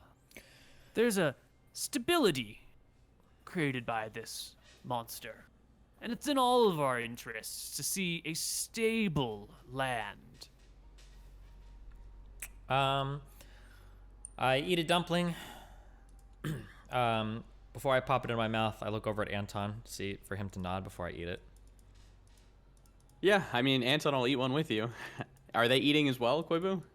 The woman ate one. The old man hasn't yet. Oh, if he hasn't yet, then I'll wait. I'm returning his kindness. I shot a knowing look over to Anton, though, and we would understand it to mean, of course, you have hold poison. Yes, I have 2 of them. Yeah, We're not, of course, we know that. We just, Yeah. I I don't know if this is about gold per se. We've killed, I don't know, 8 dragons. Only one of them had some substantial amount of wealth. assume It seems that dragons are actually not all they're cracked out to be on the wealth side. But anyways, this is more a mission about, at least for me, vengeance for my people and yours. Also, you guys are called the family, right? That's what we call ourselves. Not the business. Of course. We're not the business partners, right? We're not the merchants guild. It's not all about gold here. However, even if it were, Wicthron has a thriving, functioning treasury, and the gold isn't going to be released to the streets, of course. There are ways to manage economies that Wicthron is more than capable of doing throughout the lands of Drekis. It's how we ensure the stability of our currency throughout the lands, despite finding major amounts of gold or having gold mines running. I think it's a silly concern to assume that just because we would loot and pilfer a dragon's lair worth of gold, that we would be flooding that gold onto the market. And again, as we said before, there are many things worth more than gold that Scoria may possess, and there are dangers that she represents that are also worth more than gold as well. I'm more concerned about the safety, well-being of my family and my kingdom than I am about whether or not a few more million pieces of gold might find their way onto the streets. I'm sure you, being part of the family, can also understand this concern as well. The old man gives you a semi-toothless grin at this. Maybe like a quarter of his teeth have fallen out by now. Like an approving look, like, well said, very well done.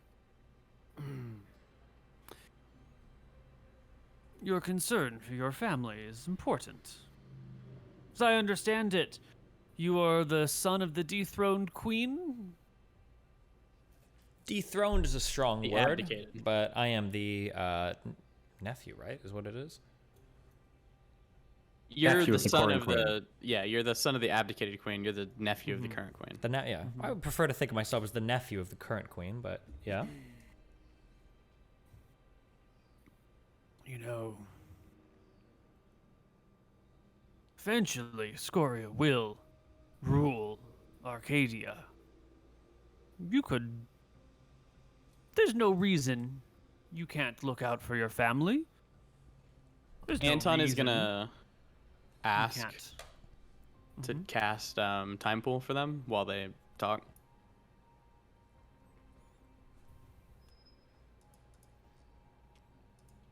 I brought the basin here. Yeah. I want to show you a few things. The woman gives you like the nod of approval. How long As does it he's take saying- to cast time pool?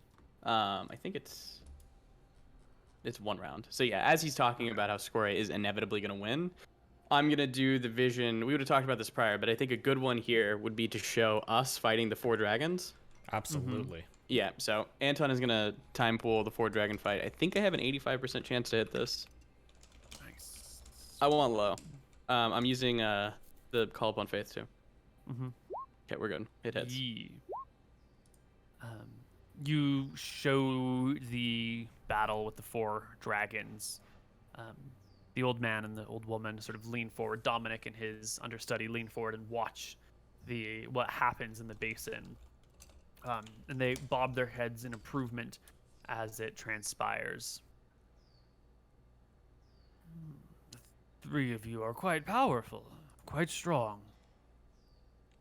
Scoria won't be There's winning no- this war.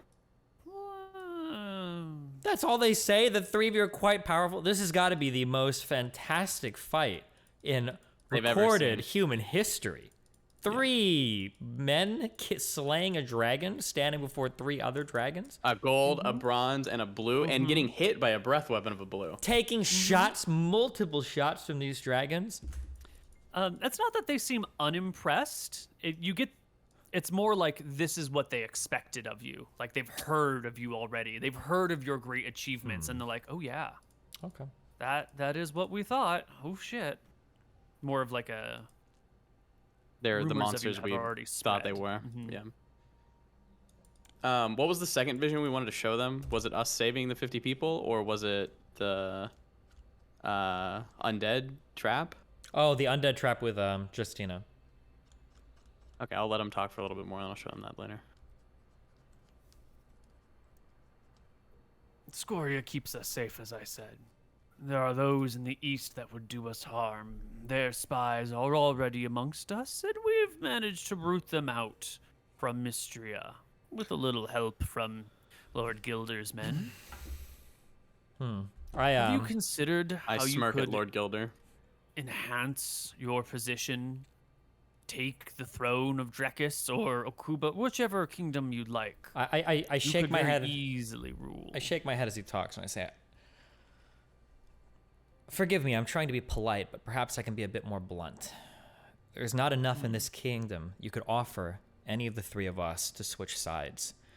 You're concerned with a hypothetical threat from the east, but I will tell you that there is a definite threat to your south that has already wrought upon this kingdom, its crime families, and its military, a swift vengeance the likes of which you have never seen before. I'm sure you remember," and then I'll say the name of the woman that we came by and just Batman the fuck out of existence. Yes, I know about that. I'm sure you've heard of her. I'm sure you've known that the mithril mines right now have been pilfered by us. Scoria can breathe as much fire as she wants, but between us, between you, I'm sure you know, the elves, between the internal strife of this kingdom and everything else, she will fall. Maybe not today, maybe not tomorrow, but in the coming months, absolutely she will fall. The only question is will you guys have gotten your business in order with the crime families to the south, or will all of you be uprooted and replaced as soon as the war ends? That's a decision that only you can make. Me and my brothers aren't here to force you to make that decision today. We're not here to force you to say one thing or another, but I am telling you what will happen, what will come to pass. If it makes you feel any better, I know that you're worried about the armies of Verasi and whatnot, but I give you my word that Velthar and I have a plan for Verasi after Scoria is dealt with. I will be going to Solemn and handling that myself. He scratches his chin. What I'm hearing is that you are motivated by personal desire and not wealth or power or self-empowering means. You don't care if by siding with Scoria you could rule all of Arcadia yourself. You wouldn't want to be the dragon's champions ruling the land in her name. Is that what I understand? Of course, it's a little bit more than our personal ambitions.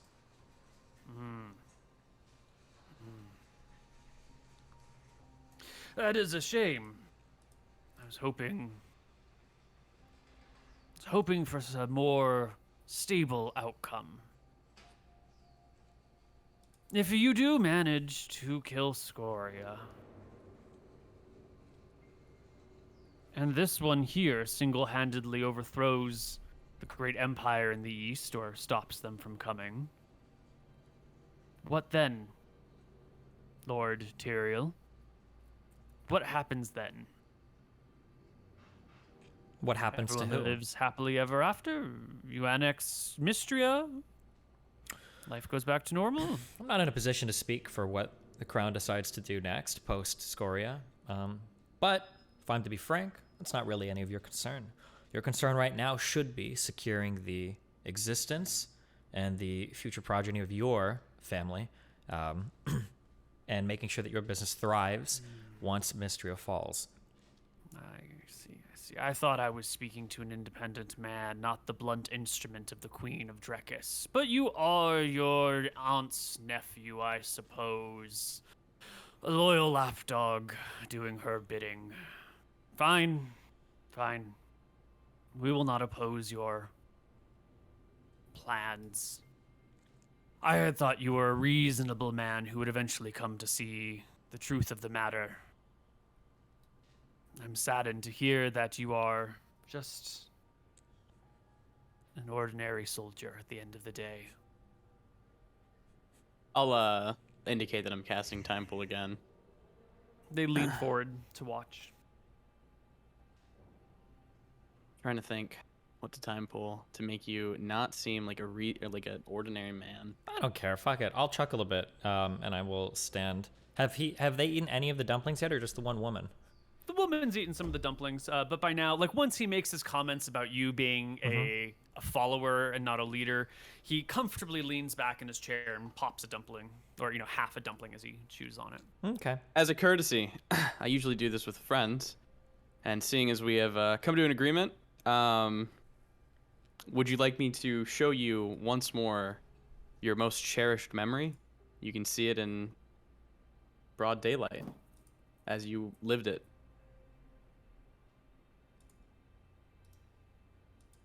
I'll ask the old man. Thinks for a moment.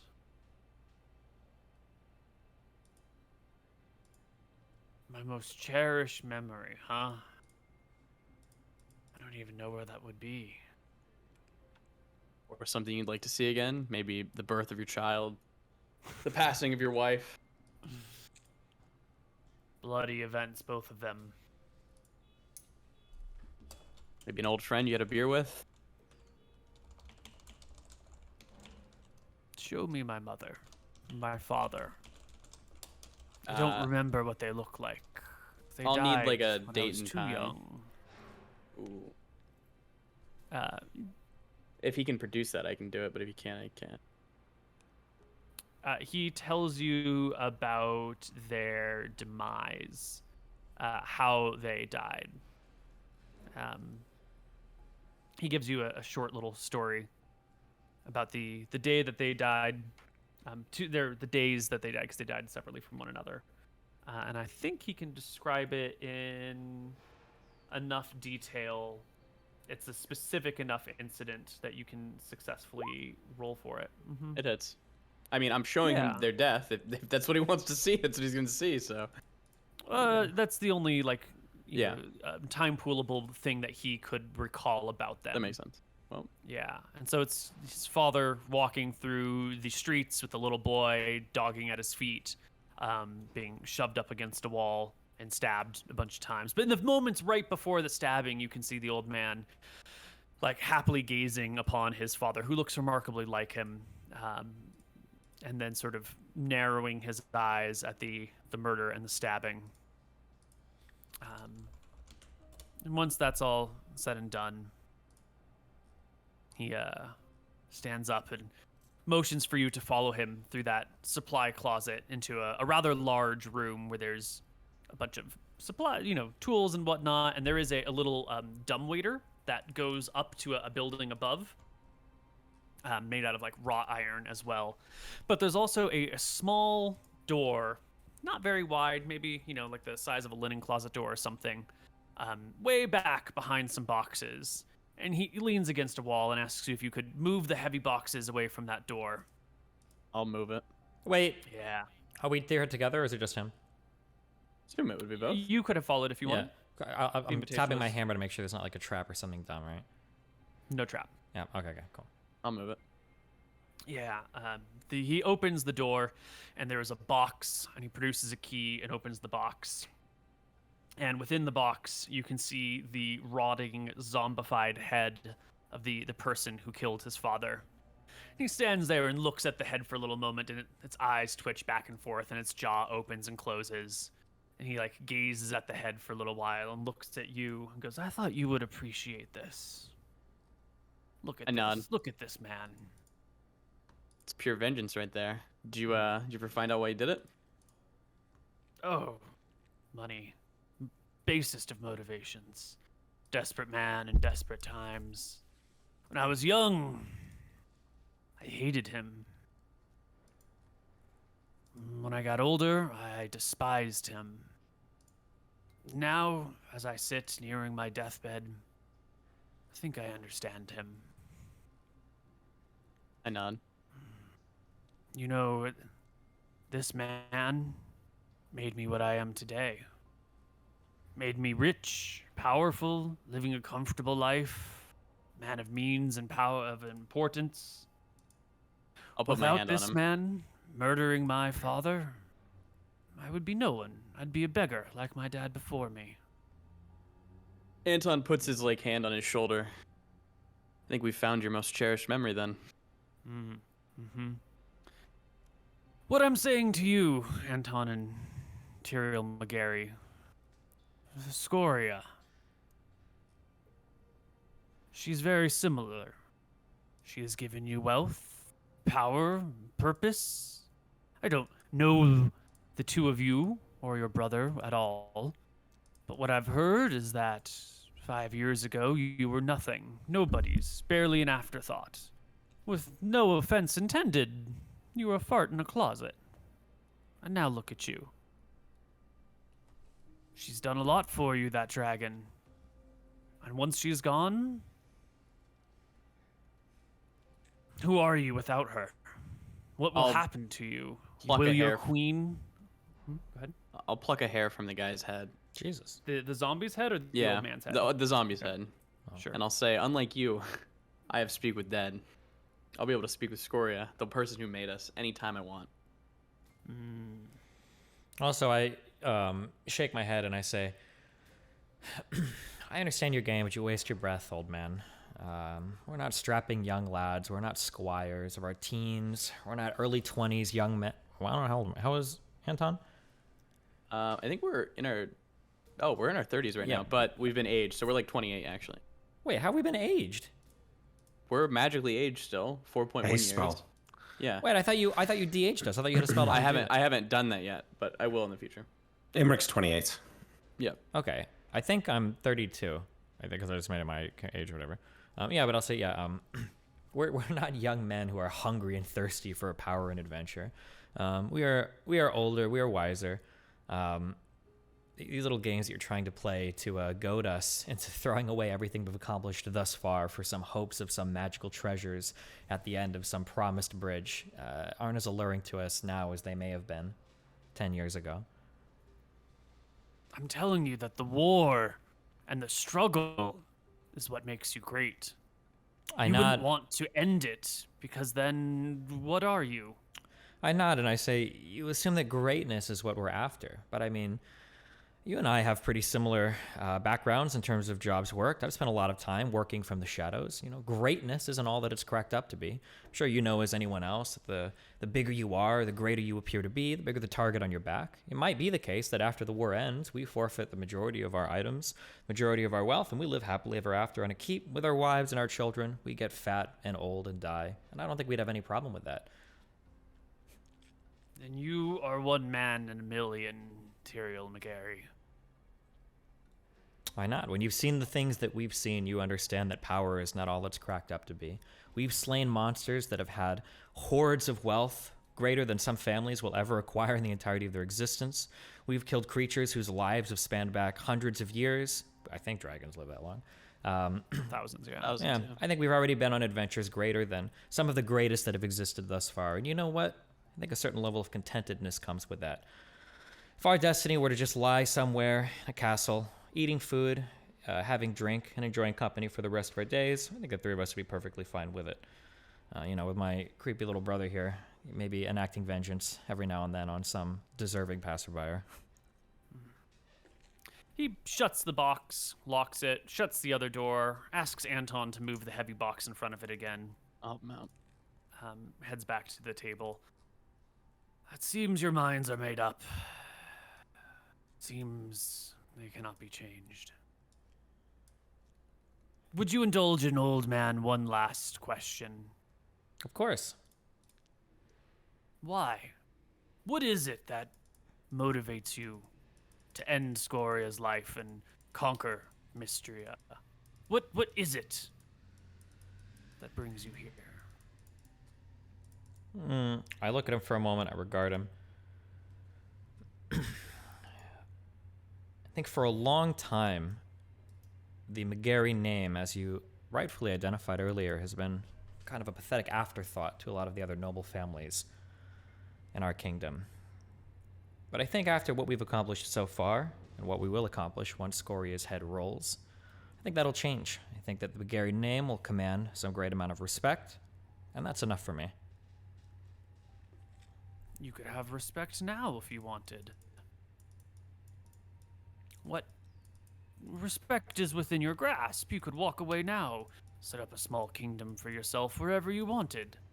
You could have all the respect in the world. Again, I mean you no insult, old man, but you have nothing to offer us that we wouldn't be able to take for ourselves and more. That is precisely my point. You could have anything in the world you want. Why do you want to kill Scoria? Why do you want this purpose? You are greater than the problems of these lands. I don't know if anybody's greater than the problems of these lands. Maybe in 10 or 20 years, maybe I'll look back with regret. Maybe in 5 years, I'll think that I'll want something more. But I think that at some point, I think one needs to wisen up enough to know that just because you could have everything doesn't mean you need to try to attain everything. You said you were on your deathbed, or you're dying soon. I assume in the next few years. If you're right, if you give me a hair, I can ring you. I can tell you. I would not like to be a head in a closet. Or none. Well. So here we are. You want to bridge the gap between the branches of our family, unite them again, have everything run smoothly. I too wish for stability. And if it's stability under the rule of Drekis, that's fine with me. I just think it's a bad idea. But so be it. I have no illusions that I could stop you from killing me, snuffing out my existence and that of my entire family in an evening if you wanted.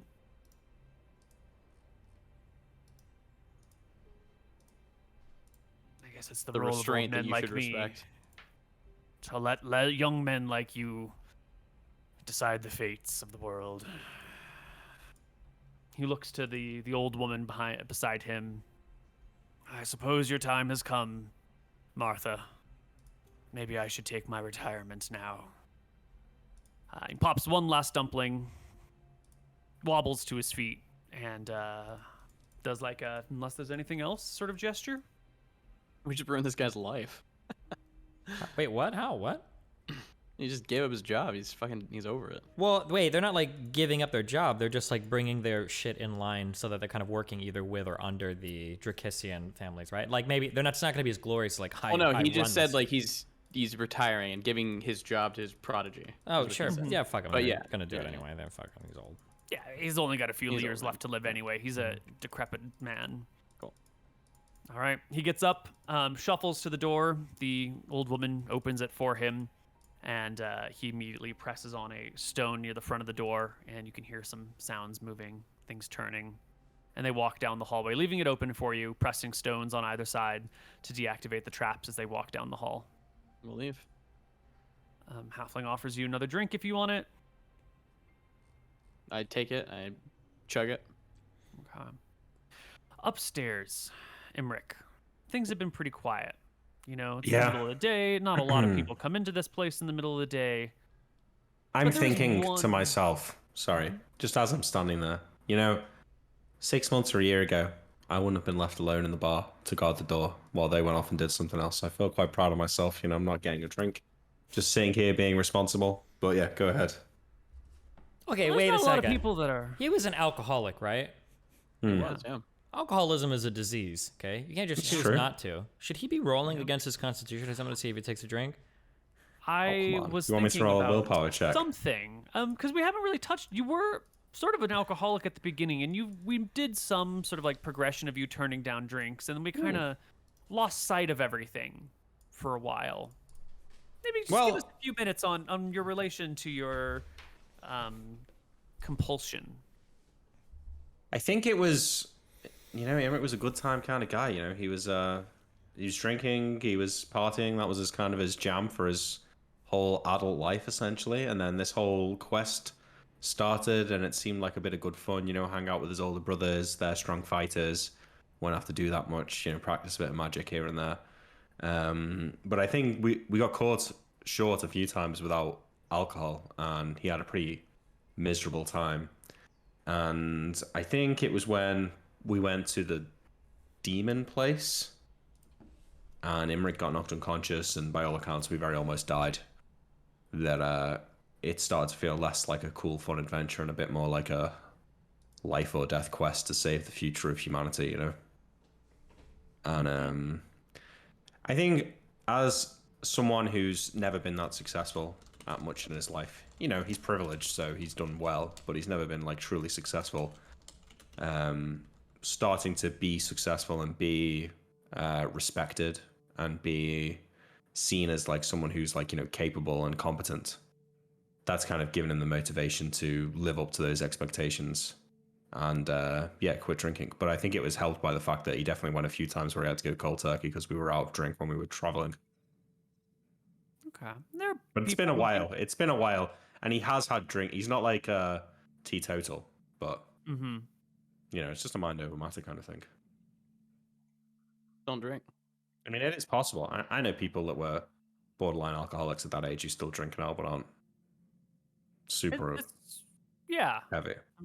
Alcoholism is a spectrum, and your relationship with it changes over time. Okay. Yeah. So you're not tempted by the booze here just to have. Well, I think he is, right? Like, I think that's why I mentioned it. You know, sitting here, standing with time to think, alone with his own thoughts, looking at the bar. It's not like he can pull out a spell book and read it, or can't chat to anyone because no one speaks his language. So I think that's where it's, you know, he's looking at the bar thinking, especially when the bartender's pouring everyone in the bar a drink, right? He probably asks if Imric wants one. And he turns it down. I think, yeah, he's proud of himself for that. Okay. You're waiting for the people down there to finish up their stuff. A few people have stepped into the bar. Not a lot, though. You know, we've talked about all of those that have done so. It's kind of early in the day to be showing up anyway. But then you can hear the sounds outside, and the door begins to open again. One of these days, it's going to be a guard. I fucking move out the way. I open the door. I let them in. Yeah, and walking in are 3 Mystrian soldiers, clearly just off of their afternoon duty. Still spears at their sides, chainmail rattling around. These look like, you know, the heavy guard, not the little light spearmen with leather armor. These guys have chain, and they've got shields, and they seem to know what they're about. The mood changes. Right now, the bar's sort of chilled a little bit. People are used to you being here. They're sipping their drinks. No one's openly staring at you other than the woman with 17 hotness who is still definitely guarding the other one. Yeah. I see this. I hear their armor coming in, you know, as they're coming in. Mm-hmm. I put a hand in my pocket. I grab a handful of sand and I keep it close by at my side, ready to do something. Yeah, the 3 of them walk in. They look about for a moment. One of them looks over at you and jabbers at you in Mystrian, and then the other 2 turn to face you. The one who jabbered at you seems to be sort of aggressive and joking at the same time, like he enjoys bullying people about. I point to one of the tables and like nod my head at it and say something in Dracusian, you know, like go and sit down. Doesn't have to be any trouble here. He takes a couple steps towards you and begins to reach out to like touch your glasses. Okay, I push him back. I'm not that strong, but I take a step back against the wall and I push him with my left hand. My right hand still got the sand. Give me a strength check to shove him. Ooh, he was not expecting the wizard boy to shove him. He does stumble back a little bit. Yeah, damn right he does. And I think this is where you need to roll initiative because they are not chill. Do you want to cover a break here? Yeah.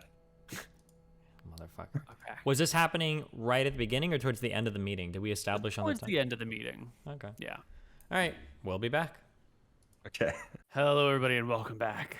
Nick, roll me initiative. You're rolling a d10 plus 1 for sleep, aren't you? No, I'm casting color spray. Oh, okay. Oh, color spray, sleep, same. Yeah. Yeah. Yeah. It's 1 though, so. I haven't got a token, so I'm just rolling it. Sorry, like they this. roll I get an 8. 12 and a 10. Okay. There should be d10s, so you will go No, off isn't there first. 3 of them? There's 3. Yes, there are 3. Good catch. 11, 10, 11, 12 is what they roll. All right, I quickly pull the sand from my right hand, incant some magical words, and throw the sand in their face. It glitters in an array of dazzling colors and affects d6 targets, which hopefully is not a 2 or a 1. It's a 4. So maybe one other person watching, if they're in range. The range is 20 feet. Mm-hmm. All creatures above the level of the spellcaster and all those 6th level or higher get a save or spell. Otherwise, they don't. So immediately, these 3 soldiers and the bartender just like fall to the ground unconscious. I will bend over and take their weapons from them. Okay. Are they magical? You see, They're just often. they look like ordinary spears with short swords as backup weapons and cudgels for, beating people into submission without hurting them, without killing them. So I know that I've got, I think it's a round per level, is it? So I stash their weapons just, behind the bar, basically. Mm-hmm. And I will, guess I'm not that strong, but I want to try and drag them over to the table where I told them to go and sit. Mm-hmm. So I drag them over to the other side of the room and go back and stand at my door and wait. Sure. That's not too terribly far. You can easily do that in a couple rounds. And you are level 10 mage at this point? 11. 11. Yeah. Okay. It's only 3 minutes later that the party arrives. The old man and the old woman arrive out that back door, walk through the room. Their bodyguards come with them and exit into the streets, the door shutting behind them. I assume you let them leave. Yeah. What's the reaction in the rest of the bar when I knock the soldiers out? All eyes are on you guys when the soldiers come up to you and they start talking to you and they start fucking with you. When you color spray, there are a few people in the bar who are just civilians and have no idea what's going on, and they are like clearly afraid and overawed. The rogues, the leveled characters, the people who mean business here, just kind of watch coldly, sitting at a distance, trying not to get involved. They don't seem too surprised, but the civilians in the room are like, they're gonna remember this night for this afternoon for the rest of their lives. Yeah. Before the others come across, you do realize now that there are civilians, and the civilians will probably go tell the guards. Yeah. And there are these guards who have seen you. Is it a good it is idea to leave like ordinary witnesses to all of this stuff? Like the mafia members, they don't give a shit. They're not gonna try and do anything. But would this be bad for the McGarry family to leave so many witnesses? I think the idea that we can turn up in Scoria's towns and conduct our business and leave again Makes us incredibly intimidating. Yeah, I like that. Yeah. We run this shit. And I think want it to be known as the- undermines Scoria's authority as well. Yeah. The McGarrys, the most threatening people, the ones that just destroyed your mithril mines, are also like making business in Slagmire. I think it just looks bad. Yeah. So I don't worry about that. In fact, I even give a wink to the 17 Heartless Lady after I finished knocking the guys out.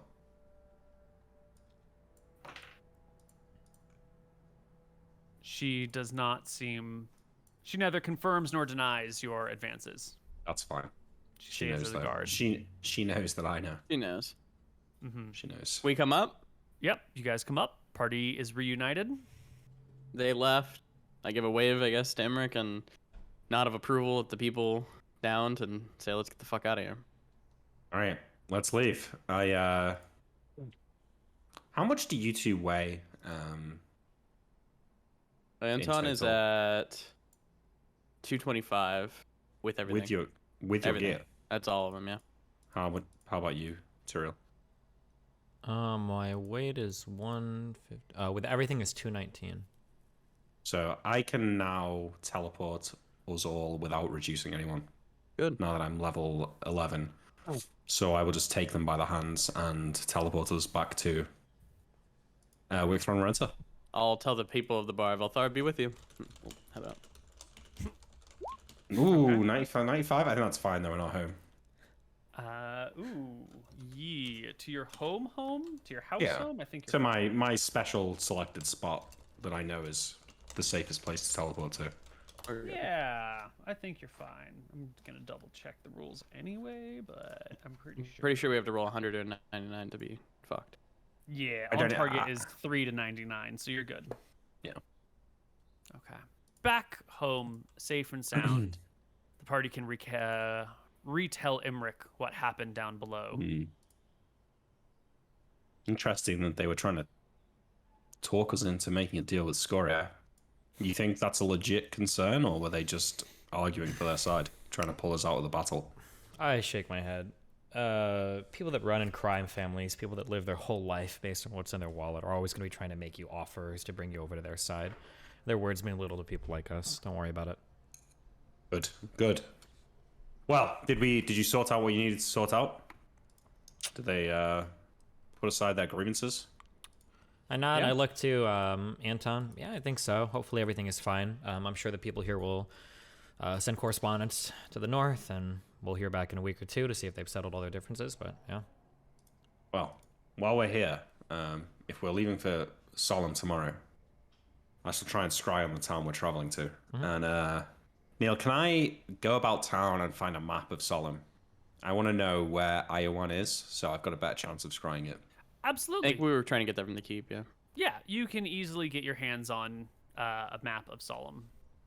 Yeah, so I'm now going to try and do what I did before, i.e. scry on Iowan, or maybe scry on the surrounding points of interest, if there are any. I'm aware it's kind of a desolate wasteland, though. Mm-hmm. It might just take us a few days until we can get the scry on it, so we can actually teleport there. And also scry on areas near it and then just fly there, which would be faster than waiting. Yeah, so you can find Iowan. It is a town built in the side of a fjord. There's not, like, your records of it are pretty minor. It's just, like, marked on a map, and there might be, like, a little blurb about the colors of the ruling house.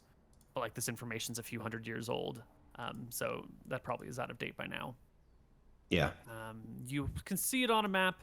I think that's enough to get a scry on the location with a 25% chance. Yep. Going low. So that fails. Is there any nearby towns I could try?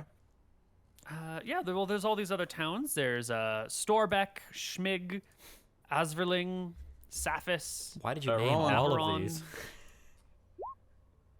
Okay, There so you I go. get it on that one. 1, 2, 3. The fifth town away from it. 1, 2, 3, 4. The fifth one would be Navarone. Okay. And I can try again tomorrow, but we can teleport Sure. to Navarone tomorrow, assuming the roll works. Yeah. Navarone is a storm-blown town on the north edge of a mountain range, sort of overlooking the open sea. You can see that there's a large wall that's been built up around the front of it. The back of it's towards like a mountain. And it's on semi-flat ground. There's a little creek that runs through it. And then over the years, people have built like a really big wall in front of it with a narrow slit, maybe 30 feet, maybe 50 feet wide, that ships can like come in and out of. But otherwise, this huge wall should protect the town behind it from storms and winds and rains, but also like covers it in shade, hides it sort of from the light of the world. And you can see that there are big ballistas situated on the top of this wall facing out to the open ocean. And there are lots of soldiers walking back and forth on these walls. And you'll notice that they are very brazenly flying flags that do not contain any Verasi symbology on them. Oh. This appears at this moment to be some sort of tiny holdout against the Empire of Verasi. Awesome. Might sound cool. All right. In the morning, yeah. Anton's doing a quick spell trick. I'm gonna be learning 2 Sacred Guardians, and I'm gonna start casting these on my brothers. So anytime we split up, it'll alert me to immediate danger at them, like they're in danger. But it won't tell me where they are. But I should probably know where they are. Nice. 1 day a level. That's awesome. Yeah. So those will last 10 days. Excellent. So I'll try and scry Iowan again in the morning, just to see if we can get the teleport there. But otherwise, How many can only one of us speak to these people with the tongue spell? Yes. Should I bring my 2 people from Solemn, my Solemnese people or whatever, No, I think we can. No. No. Okay. as translators, just in case we run out of time? We don't need to, but okay. As long as we're not going to run out of ways to communicate. Well, I'm just worried we'll run out of time though. We won't. Anton, I'll bring 4 tongues. We'll be Okay. fine. I'm bringing 3. So actually. I think my spell list is the same as it was for this plan. Yeah, my spell list is gonna be a little different, but No, not I so much. probably only need 1 teleport spell actually, because we're not going to be coming back the same day. True. So teleport, cloud kill, and Are there rocks in Solemn? Like the great bird? Yeah. There was, but that Akuban princess killed it. In With the help of Solemn? her brothers, yeah. Oh, sorry, in Solemn. In Arcadia. Yeah, Sorry, no, in Solemn. there's probably rocks Probably somewhere, rock. but you would have no idea where to look. You don't have a lot of records on the flora and fauna of I'm taking an Solemn. animal friendship. I'm going with it. Excellent. I mean, the Rangers might know, right? They're Rangers. Well, I don't think we're gonna be able to be friends with them actually, but maybe. we might be able to. You don't know I don't. You're right. that.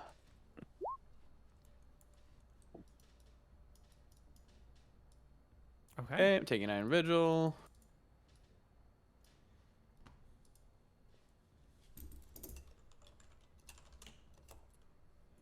So, TP to Navarone?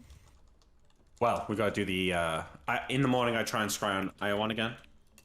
And fail. So yeah, let's just go to Navarone. So I'm waiting for Anton to try his divination.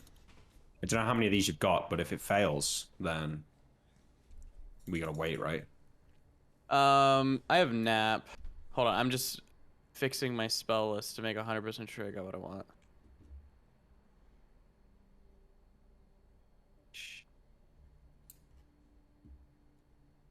Okay, I think we're good. Yeah, okay. I'm gonna take 3 tongues, 1 divination, and then everything else kind of self-explanatory. Here we go. Here is the divination at a, I think we're gonna go with a 75% chance this time. I want high. You're fucking us. That. Anton will fucking nap himself, and he'll be mad too. Yeah, okay. Taking 2 tongues, 2 divinations, just so we don't fuck this up. Okay, here we go. That's good. Oh, well, I didn't say it, but I was gonna go low. Yeah. But if you want, we can re-roll and I can say it again. No. You said low last time, I believe, right? No, I said, No, you said high high last last time, time. but I usually go Oh. low. Can we just re-roll and I'll just say low this time? Make Okay, your, okay. yeah, declare. These your next thing 2 are gonna low. be low. Okay, this one's gonna be low. That's fine. That hits. Okay, we get there. So We get there. duels Well, the we didn't know if it teleport, fails. successful. Yeah.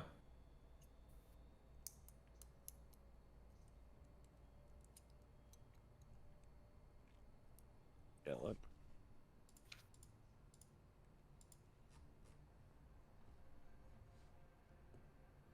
You've scryed, so you viewed it at least once, right? Yeah. Yeah, so you will succeed without a problem. Amazing. All right, same deal. Stone skin and ultravision on myself, invisibility on everyone, and then we teleport there. I'm gonna be casting once we get there. I cast Iron Vigil on myself. I never have to worry about the cold. I'm casting an Endure Cold on both of them. I have 2, or I have 4. I'm taking 2 off now, so I have 2 left. So yeah, they have 10 hours of cold resistance, and I'll cast it on them again later. Excellent. I just don't want to deal with the cold shenanigans. Well, you arrive in Navarone. There is a big harbor, which is protected by this large wall, and the 3 of you appear on one of the boardwalks on this great harbor. There are a few ships nearby, mostly fishing ships. There's the clear repairs happening on what appears to be maybe like a military ship. It's got a beam underneath it that it could use to plow into people, and it's got shields along the sides that could block soldiers from incoming enemy fire. It's clearly being repaired right here. The town is built up tall, but it doesn't look to be that large. Maybe population 5,000 at the most. Sure. Yeah, it's shaded. You can't see shit, or you can see things, but you're in the shade of the mountain and of the large wall that surrounds the town. There are people moving to and fro. Are we in the town or outside it? There's not, but in the town. Yeah, there is Okay. no outside. It's a mountain on one side, the ocean on the other. The town encompasses all the flat land nearby. And how many miles is it to Iowan from here?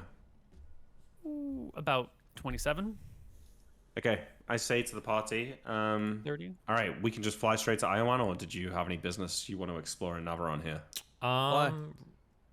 Real quick, are we able to fly here? Did we figure that out last time, or was that just near the one? Because last time It was Yeah, just near no, the it's fine. forest. We're Okay. good. Yeah. Okay, cool. Yeah. Go straight to Iowan? Yep. Yeah. All right, get on board. Get in the bag, Anton. Let's go. I polymorph and fly Any us dragons to... nearby? Dragons out Yeah. here? Yeah. No, there's no dragons nearby. Lucky for them. He rolled, though, implies Yeah, he that, maybe they're just off somewhere else. All right, we fly, and I'm sure it's a nice view, Neil, no? Over the fjords. It is. It is the middle of winter here. I think we are in... Actually, it's the end of winter. We're in the beginnings of March as you're doing these things. So we're facing the cold, stormy seas. There's a lot of chop on the water out here. The ocean doesn't appear to be particularly friendly or gentle. You leave Navarone and you can see that there's a pair of ships just off the coast of Navarone, maybe a mile out to sea or something, just bobbing in the water, flying the black flags of Verasi, just sitting out there in the wind, in the swells, anchored to something. You can fly from Navarone to Eowyn, but as you do so, Tyrael, you're always constantly checking in with the hammer. You make a big point of checking in with the hammer from time to time. So I imagine it's become a reflex for you at some point. And mid-flight between Navarone and Eowyn, you reflexively check your hammer, and it tells you, Lord Tyrael, there's a dragon nearby. What does nearby mean? It is 13 miles from where we are right now. Can you give me a direction? Where at? You are at this point right around here. You're flying around this little cape. And the dragon the hammer mentions that turns your attention in this direction over here. Something out this way. Can you And tell you what would type be of dragon it noticing this is? at maximum range-ish, so probably somewhere out here-ish. Can you tell what type of dragon it is? I cannot. Why not? Well, we'll see if it approaches.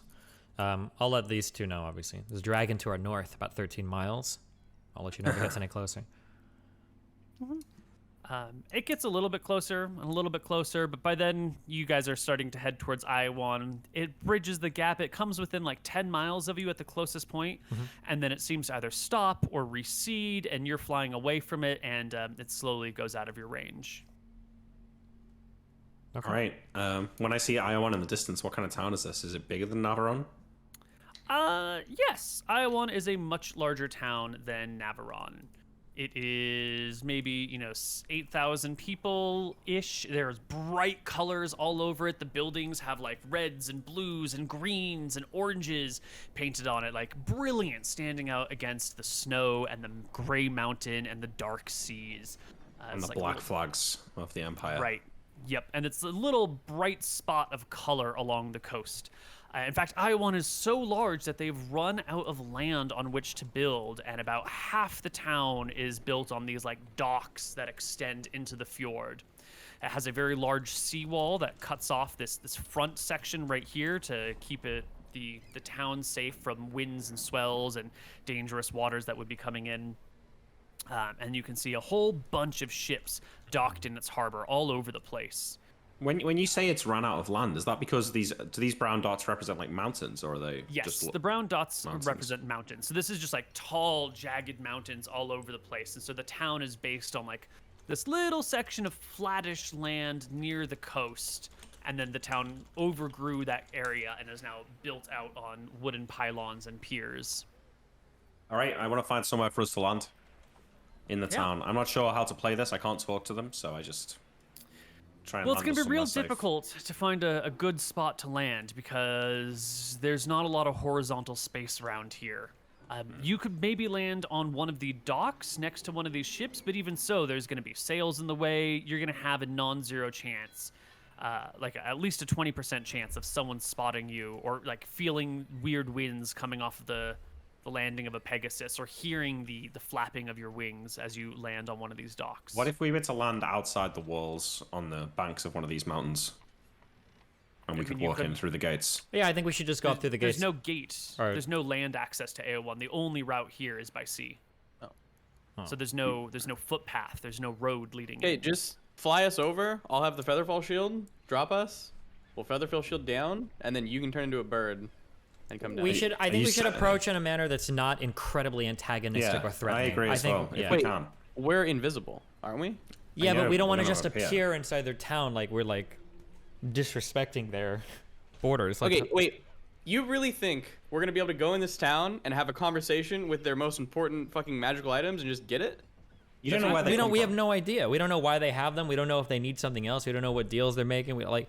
Otherwise, are we just here to slaughter everybody? Is that? I mean, we can just do Hell that. If you yeah. want to just, we're just That's here. what I thought we were fucking doing. I'm hearing this conversation, and I'm shaking my horse head. Okay. Let's Yeah. That's it. find some. There must be some way to cross, or some boats that are traveling in and out of the city, or some thing. Does it look like if we go to the other side, we can like fashion a raft or something? Are we able to do this, or? No, that's there's a, no that's a recipe material for to back disaster. that But why can't we just land on the side of one of the mountains and walk in? Even if there's no road, we could still do it. Yeah, this sounds like some invisible walls. Because the mountains are jagged and steep. They're not like you would need like ropes and harnesses and climbing equipment to scale the mountains. We're talking sheer cliffs. All right. Well, I can't talk. I'm flying. I literally can't talk. So I wait for Tyrael to guide me as to what to do. So I'm like circling Iowa now. Like, Can we land There's at nowhere to their land. if we were gonna land anywhere, can we land at their docks? Yeah, that would be You said there's gonna be a chance for us to be spotted. 20% chance of being heard landing Yeah. on the dock. That's fine. We'll land on the docks and then we'll go visible. yeah, okay. I'm gonna hear this. hold on. I'm gonna tell them as we go to land. I'm gonna say we're gonna land on the docks. We're gonna go visible. We are going to be the least threatening people possible. We'll defend ourselves if we get attacked. But please, no errant magic missiles, no hunting down and slaughtering cooks or children, okay? We're here just to have a conversation. We'll see how that goes, and then we'll see how we can work our way towards acquiring these stones, okay? Yeah. And you have a happy horse noise. Okay. And I go to land us on the docks. Yes, you can land on one of the docks. No one seems to be any the wiser. There's already some wind gusting around. The sailors on the boats near where you make your landing must think that it was just the regular wind blowing as the three of you make landfall on the wooden planks. I turn back to myself and I go visible. turn myself visible. Yeah.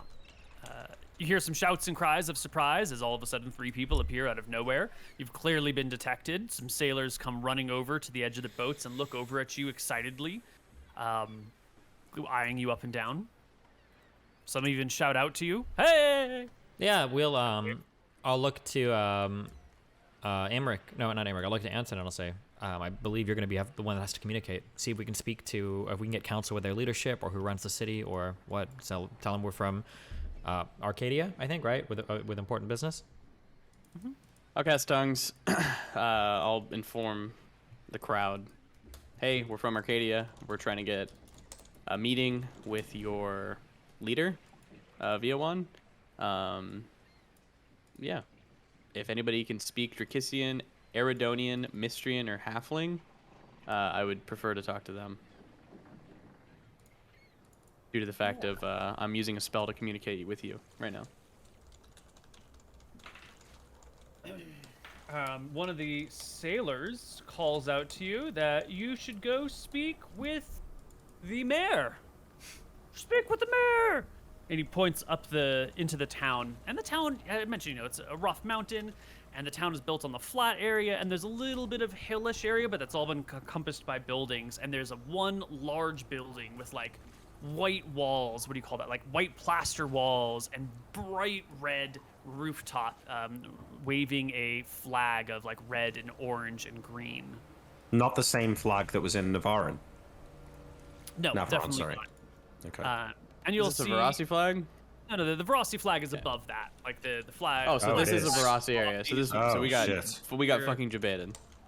We did get debated, yeah. We got fucking. Yeah, Navarone wasn't in Verasi territory, but Iowan is well, clearly. Here we fucking go. Yeah. So the flag of Iowan and the flag of Rossi are there. Verasi on top, Iowan on bottom. That's the mayor's place. He tells you that they're in charge. You should go talk to them. Wait, can we catch this man up on the god shit? Are the Verasi people? These are the big bad duders that want to kill and fuck everything up. We killed Yes. Yeah, these are the big bad guys, and we killed Gilroy, who were working for Verasi. So we're enemies of the territory, probably. Good, fuck But them. let's Hey, go. that means that there's something they want, so there's something we True. can give them. Okay. We're walking through the town. We're As going to the we mayor's walk office. through, my hands are on shoulders of Imric, and I say, "You know what we need to do if we need to get the fuck out of here, right?" The amulet. Exactly. Okay. Don't get separated. Let's go. Anton wears his Velthara symbol proudly.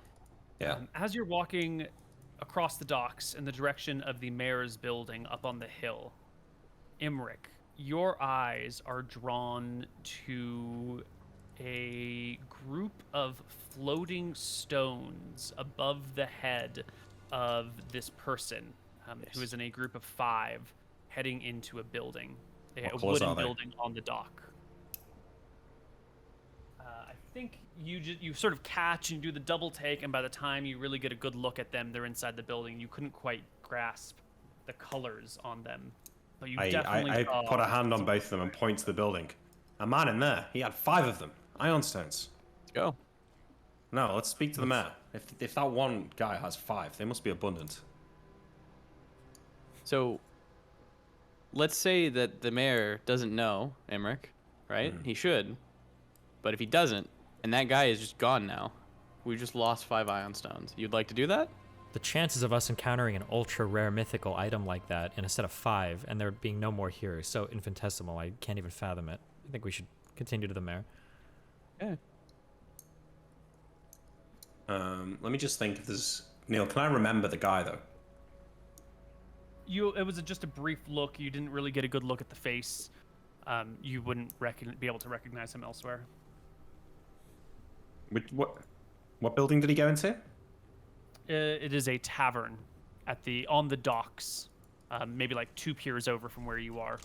The outside is a picture of a goblin double fisting ales and pouring them into his face. That's cool. Let's just... Can we walk there? No, we're going to the mayor, apparently. I just want to get a look at him.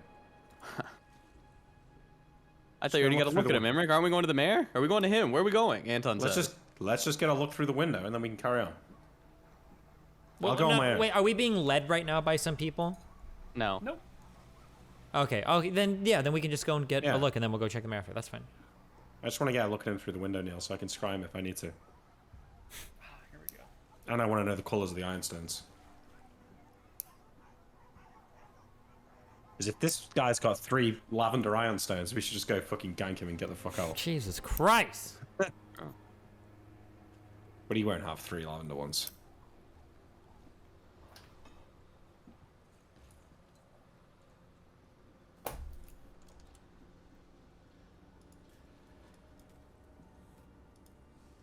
If he has a level up one, we should gank him as well. The thing with the level Like, up one is that unironically. it is great, but you can get de-leveled if somebody ever destroys it. Because you have to have it on constantly, right? If you're gonna do Well, you that. don't. Well, yeah, but technically you'd like gain a level de-level. having it if it gets destroyed. You're just Yeah. back where you were before, right? Yeah. I would have level 6 spells. Did we ever right now. figure out if you transform into an animal and fuck another one, can you have heirs that are not human? Cringe, we already did this bit. Did we? Oh, We already fuck. I don't remember this. How long ago? What You episode? know was we this? already did it. a few People months told ago. you in chat we already did it, Steve. Yeah, they said it. But I don't remember it. This must have been a long time ago. Or we have a lot of wacky There's conversations. only one way here. to find out. True. Need that polymorph for the spell. Polymorph over that 18 hotness gnome into a human. You can polymorph into beasts, right? Or Yeah. do humans count as beasts? Depends on the human. Anton certainly is. Can you? He's got a beastly nature. Wait, seriously, do humans count as beasts or no? No. Okay. I don't think beast They're is a humanoids. keyword that is. Oh, what? Yeah. What is the key? Like, could you polymorph and use that as like a hat of disguise? I already have a perfect spell if we need to disguise. Okay, all right, just Just guys. you let me know. And Because if you could do like that. polymorph human into like a different human, that'd be cool. I don't think you can polymorph into specific people. Okay. You could probably polymorph a man into a woman. Oh, okay. So like the Google AI generated. You head over towards the building to the building with the goblin drinking the 2 beers, right? Yep. And then you were gonna look through a window. Yeah. Yep. Sure. There is a bouncer out front of this building, like a guard out here. He's wearing a really thick, heavy cloak. Yeah, really thick, heavy cloak with a wool fur on the sides to keep him warm against the winds out in this area. At his side, he is carrying like a beautiful sword, or at least a beautiful scabbard with a bejeweled sword that would be fastened in it. Tight, heavy boots with steel-tipped toes, strong muscles. This guy's at least 15 strength. He has not quite a helmet on, but like a fur thing pulled up close over his head with a hood down on the backside. Clear eyes. That is definitely like looking at the 3 of you as you walk towards the building. Does it look like when you say like bedazzled jewels? Does this guy look like he's decked out in magical shit? His sword is of remarkable quality. It very well could be magical, or it could just be a great display of wealth. Gotcha, One gotcha. or the other. Okay. He doesn't say anything as you guys walk across the boardwalks in his direction. He just watches you as you put your head to the glass windows here, something that is fairly uncommon to have a proper plated glass. You can gaze in and see that the room inside appears to be some sort of, I don't know what you want to call it. It's definitely a tavern on the docks, but everyone in this building is armed to the teeth, and many of them have like priceless looking swords or spears or axes. Okay, They have so this fancy is- armor. Everyone It's the in here, badass tavern. everyone in here looks pretty spooky. This might be the Do badass city. do other people have iron stones in there? Nope, you just see the one person with ion stones. What colors? Yeah, do they have Make lavenders? me a perception check. The colors in the bar, the tilting glass, the light glinting off of it. Well. You know, there's things that may be difficult to spot the colors mind. exactly. Well, we're all looking through, right? Can I go as well? I think Nick is the one that knows what the Ionstone colors mean and would know Yeah. the differences between like light pink and yada yada. All Yeah, right, but you so can we don't tell see- him what colors they are. But yeah, He's got 5 though, so he's got 3. Damn. 3? I think he said 5. I thought Koibu said 3. I thought he said 5.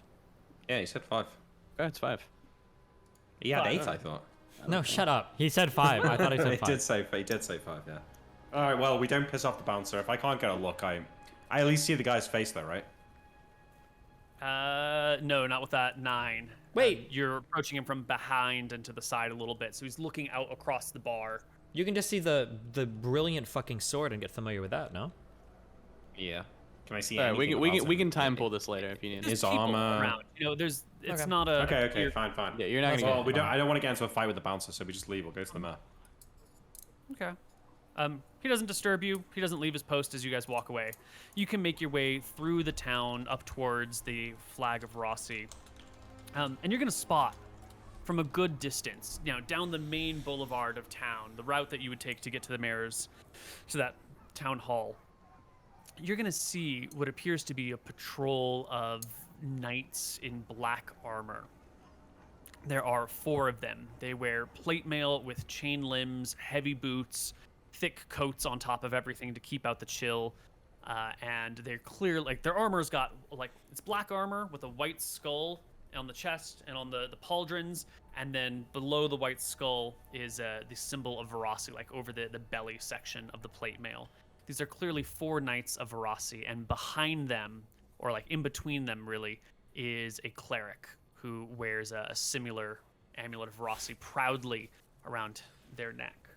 And we just dart into it. Can we go into an alley and wait for them to pass? Well, wait, were they like patrolling or just walking by? Walking. They're just walking down the main boulevard towards the docks. So let's just turn off, wait for them to pass, and then just carry on. Sure. Wait, hold on. I'm a little confused here. So, we're coming to this town wanting to talk to the Verasi people, but then when we see Verasi people, we want to dart into an alley, and we're afraid of them. Let's go and talk to the mayor. I don't think we want to get into a discussion in the middle of the street with a cleric and four. Sure, I agree. It's gonna go bad. Well, I don't think it's going to go bad. If it's going to go bad there, it's going to go bad with the mayor.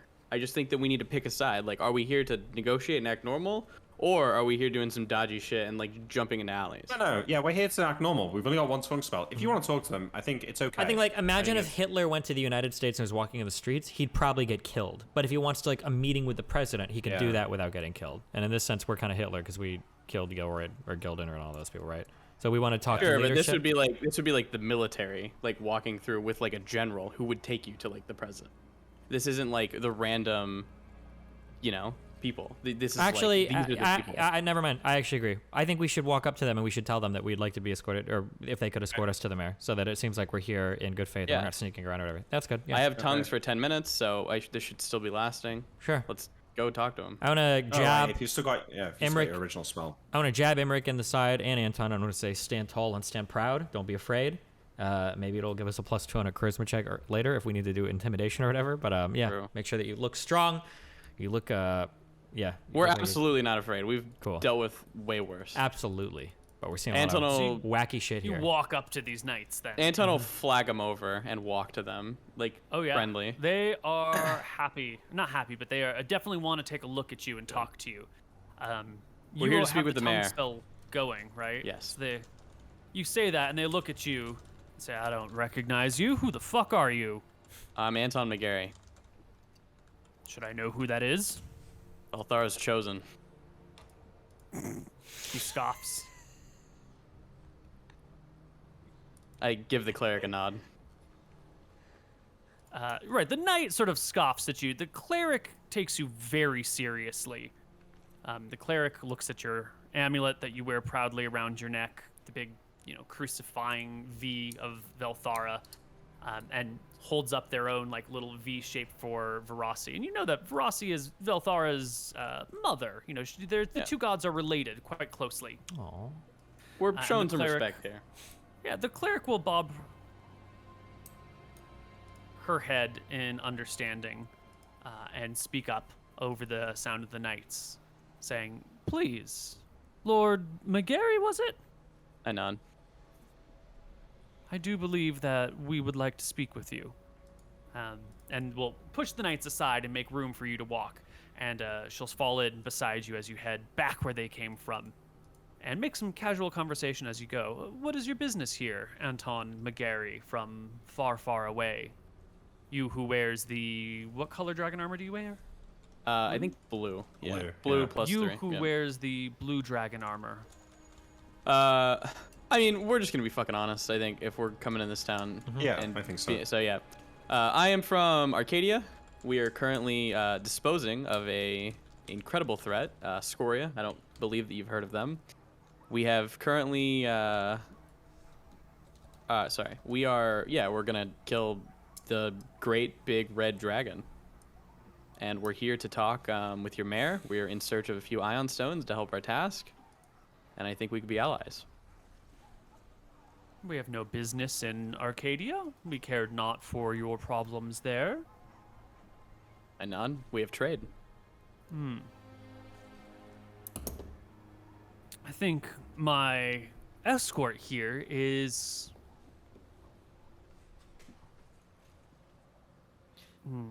She looks back at them. We might be able to give you a pass. Typically, there are great wealth taxes for foreigners entering our lands. As Well, she that would walks with be- you. But for a chosen cleric of Velthara, perhaps we can temporarily waive that until our discussions are had. That is most kind of you. You say you're here for ion stones, she says as you're halfway to the mayor's building. That is I correct. too am familiar with those, but those are not owned by my people. Those are owned by the Frost Rangers. One of them in particular. I think we saw them in the bar over there.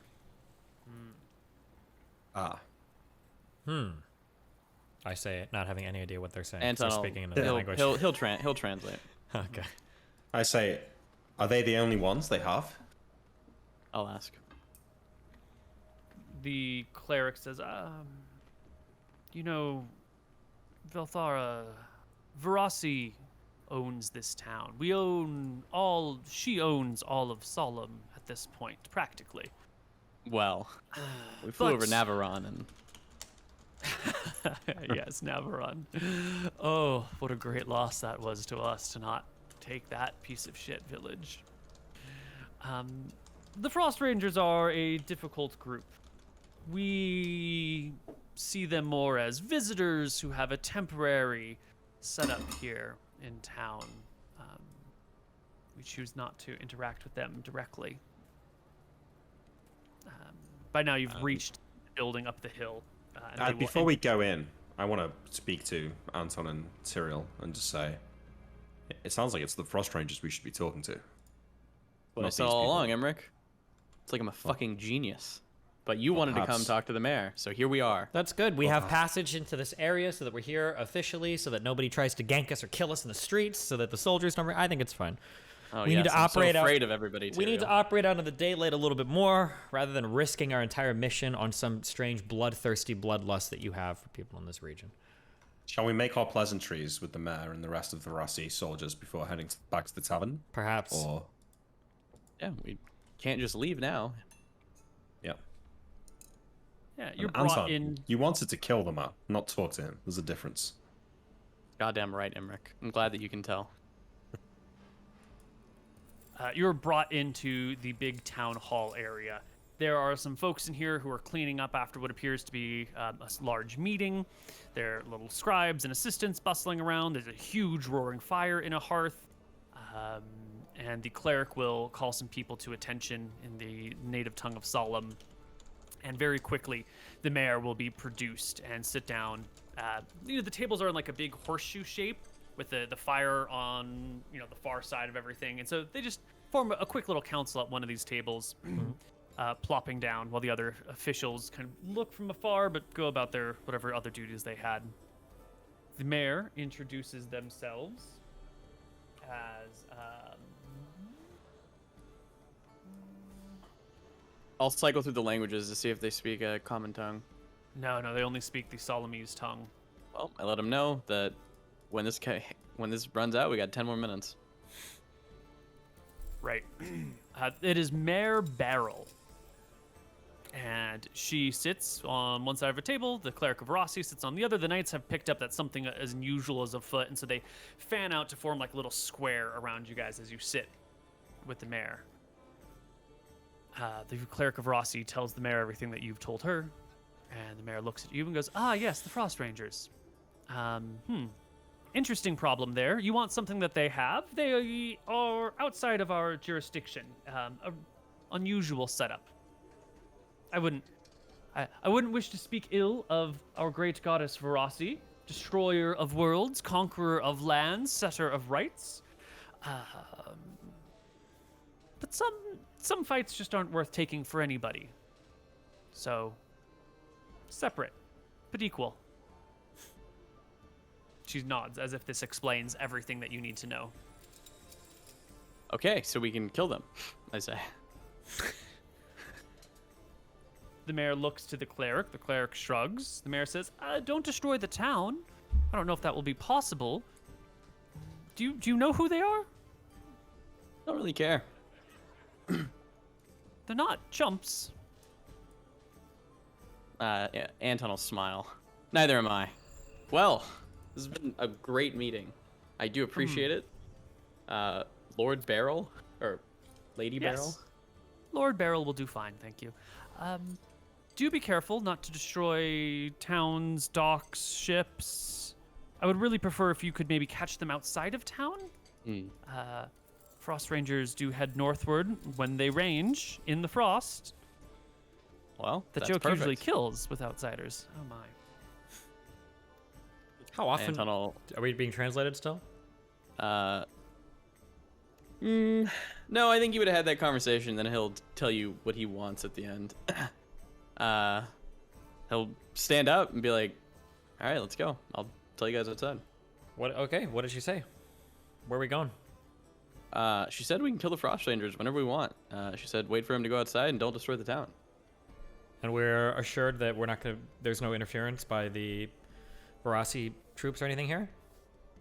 They were cool with it. It seemed like we were doing them kind of a favor. Okay. Were you able to detect an aura from any of the warriors in that bar? I don't have the 9th level thing, so that's on you with the. I can use the ring of seeing. I can check. Yeah, Okay. you want to use the ring of seeing, yeah. Okay. Should we just leave then? Yeah. How? Let's. We don't want to do it in the bar. Well, They're obviously strong. Let's mentally think for a moment. Let's regroup ourselves as we're walking out and we're leaving. We're now out of the hall, right? Yeah. Yeah. How many of these Frost Riders do we think they are? I shrug. That's a I don't know. question for me, I think. You're not really sure how many of the people in the bar qualify as this, but the bar did have upwards of like 25 heavily armed individuals. These guys were, to quote a common man, kitted the fuck out. Emmerich Yes. should toss a cloud kill in there. I don't know Well- if a cloud kill will be sufficient. I don't think it will be, but I think it'll start. But let's It'll say, get rid of the lower people. But yeah, hypothetically, Wait, let's say that there let's- are. Yeah, what? Listen, I think we need to be careful here, right? This man obviously knows where to find these things. He has 5 of them. From everything I know, when you find a group, there's usually around 3. So the fact that he has 5 means that maybe he's found multiple groups over the years. If we kill him and the 3 stones we need aren't within his 5, then we have no recourse for finding more. If we speak to the man first, we may be able to find out where he got them. We can we always speak with Dad Emmerich. We can speak with him at any time you want. You don't think there's any chance that they would want to ever perhaps trade for their iron stones? Maybe we could have something of value for them, or So here's the The thing: ones- if we specific go in and ones. if we go in and trade, and they say no, it's a fight, and they know that we're coming after them. I mean, we could I'm just cool say that with we're doing that. we could just say we're passing through. The iron stones seem amazing. What do they do? Ask a few questions and say, "Wow, would you ever trade for them?" Like that. We don't have to make it sound like we came here for the sole purpose of uncovering iron stones. Well, we I want to think ask that him we've where he already found them. kind of given that up with Emmerich, following the guy, looking into the bar, and the bouncer seeing him. I mean, we I just assume- we saw some magical items. It doesn't mean we're here to kill them or only get those, right? I think those stones are probably pretty catchy to most people that see them. No. Okay. Yes. My only worry is I don't think we can kill 20 or 25 of these types of people. They seem to be incredibly formidable warriors. That's what I'm either suggesting we toss a cloud kill in there, kill some of them, or we go invisible, we fly. They said that they go range up in the north, and we just follow them and then get them then. How much damage does Cloud Kill do? It kills lower, like 3rd level people, right? Okay, hold on. I might be fifth totally. level. I know, but not all 25 of them are going to be 9th level. That's is the my answer. assumption. Is that like all That's 20 or not 25 of them it, are like no. all like plus level fucking like. No, that's not. No. It does D10 damage a round if you stay in it, if you're over 6th level. If you're 6th level or lower, if you're 6th level, you make a save or die. If you're 5th level or lower, you just die without a save. Okay, so a lot of them are going to be 5th or 6th level. Absolutely. Is there a way that we can ascertain like the level of somebody like that, or do I have a Yeah, you can use your ring of sight to see auras? auras. Yes. Be Don't I careful have- as well. In an all-out battle, the stones can be easily destroyed. True. You just don't target them.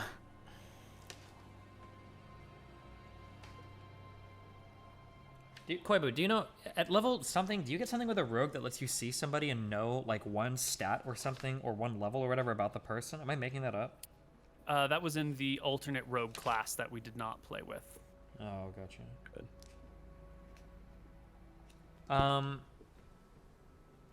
Level's a difficult thing to judge. This just sounds like the most retarded plan in the world. So we're just gonna go in and fight them all.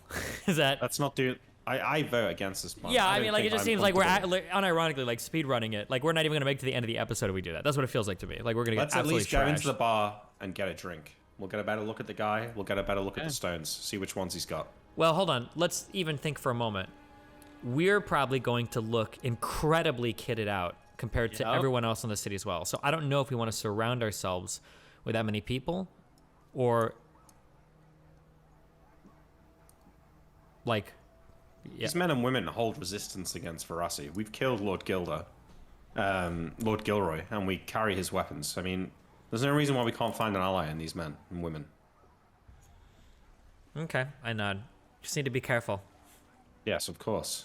This is a dangerous situation all around. Verassi's troops, probably Think for a more moment. dangerous than the Frost Rangers. Think for a moment as well. These aren't going to be people merely striking us with blade or arrow. Think of all manner of trickery or spells that we might cast on somebody to hold them in place and know that they could have the same. So obviously we have our rings of free action on, but are we worried about spells that would block a teleport or that would dispel magics? Are these things that you have access to? I have silence and stuff ready for the spellcasters. Perhaps, yes, but it's unlikely they're as strong of a caster as we are. Perhaps they are, but... Okay, yes or no? Do we want to trade with them? I'm cool with it. Yes. If we could, that Just would say be yes. amazing. Yeah. Okay, so then the only course of action is we need to go talk to them. So let's go talk to them. Wait, do you have your spell to talk? Tunes. I do have another one. Yeah, I do have another tongues. I have a scroll of tongues as well, if yours is thrown out. Sure. Okay. Just, Anton, play it cool, okay?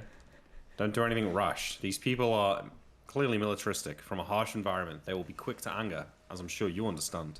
Did we say earlier, Imric, did you say you thought that the Verassi army here was stronger than them? I think we've got more to fear from drawing the ire of Verassi than we do from a room full of fighters.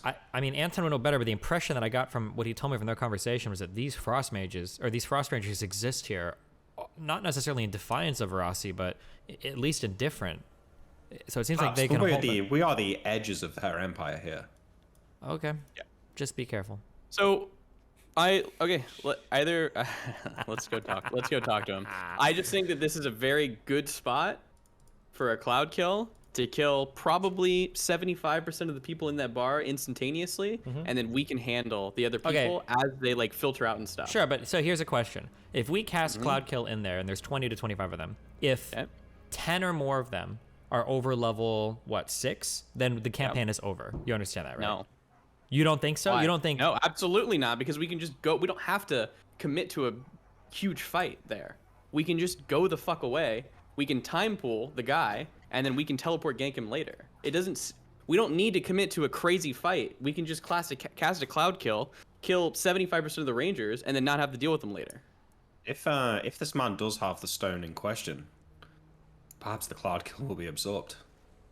Perhaps we'll only be weakening its strength when we eventually... If it does have gain the control. stone... Well, I don't know how it would work. Does that... Neither do I.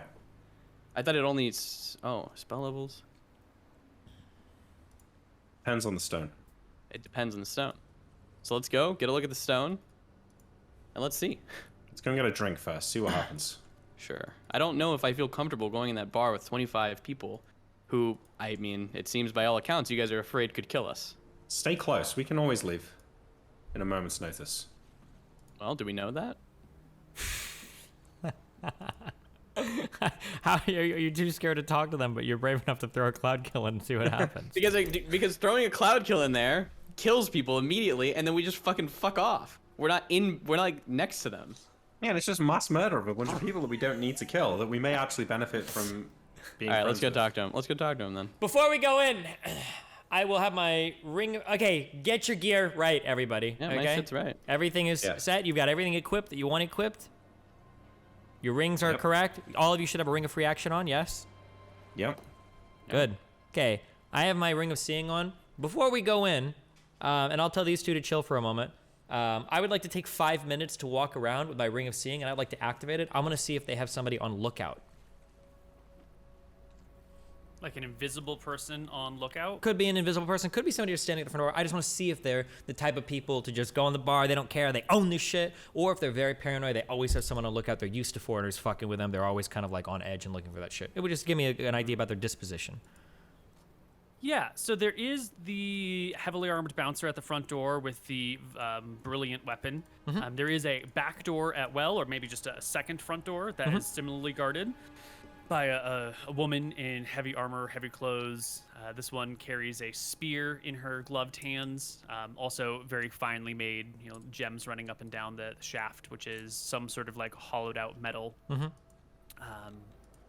You see that there are a small murder of crows on the rooftop. Okay.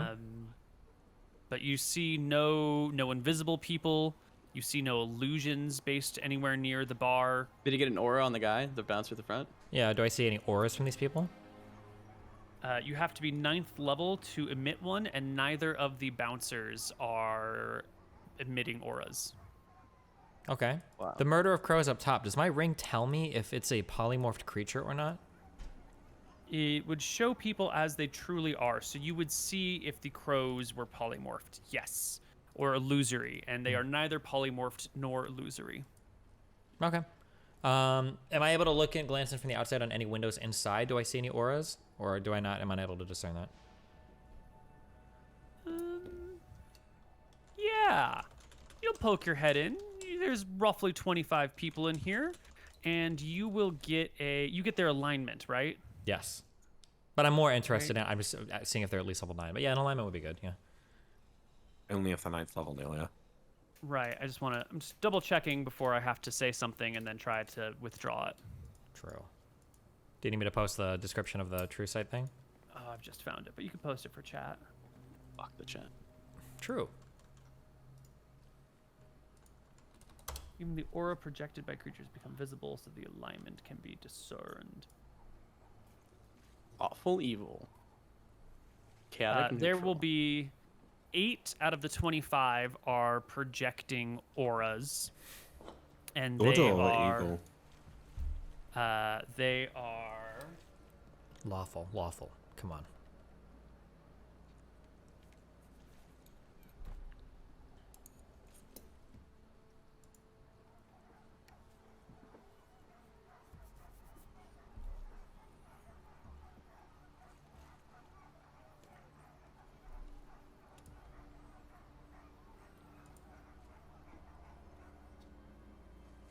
This is a very strong collection of individuals. True.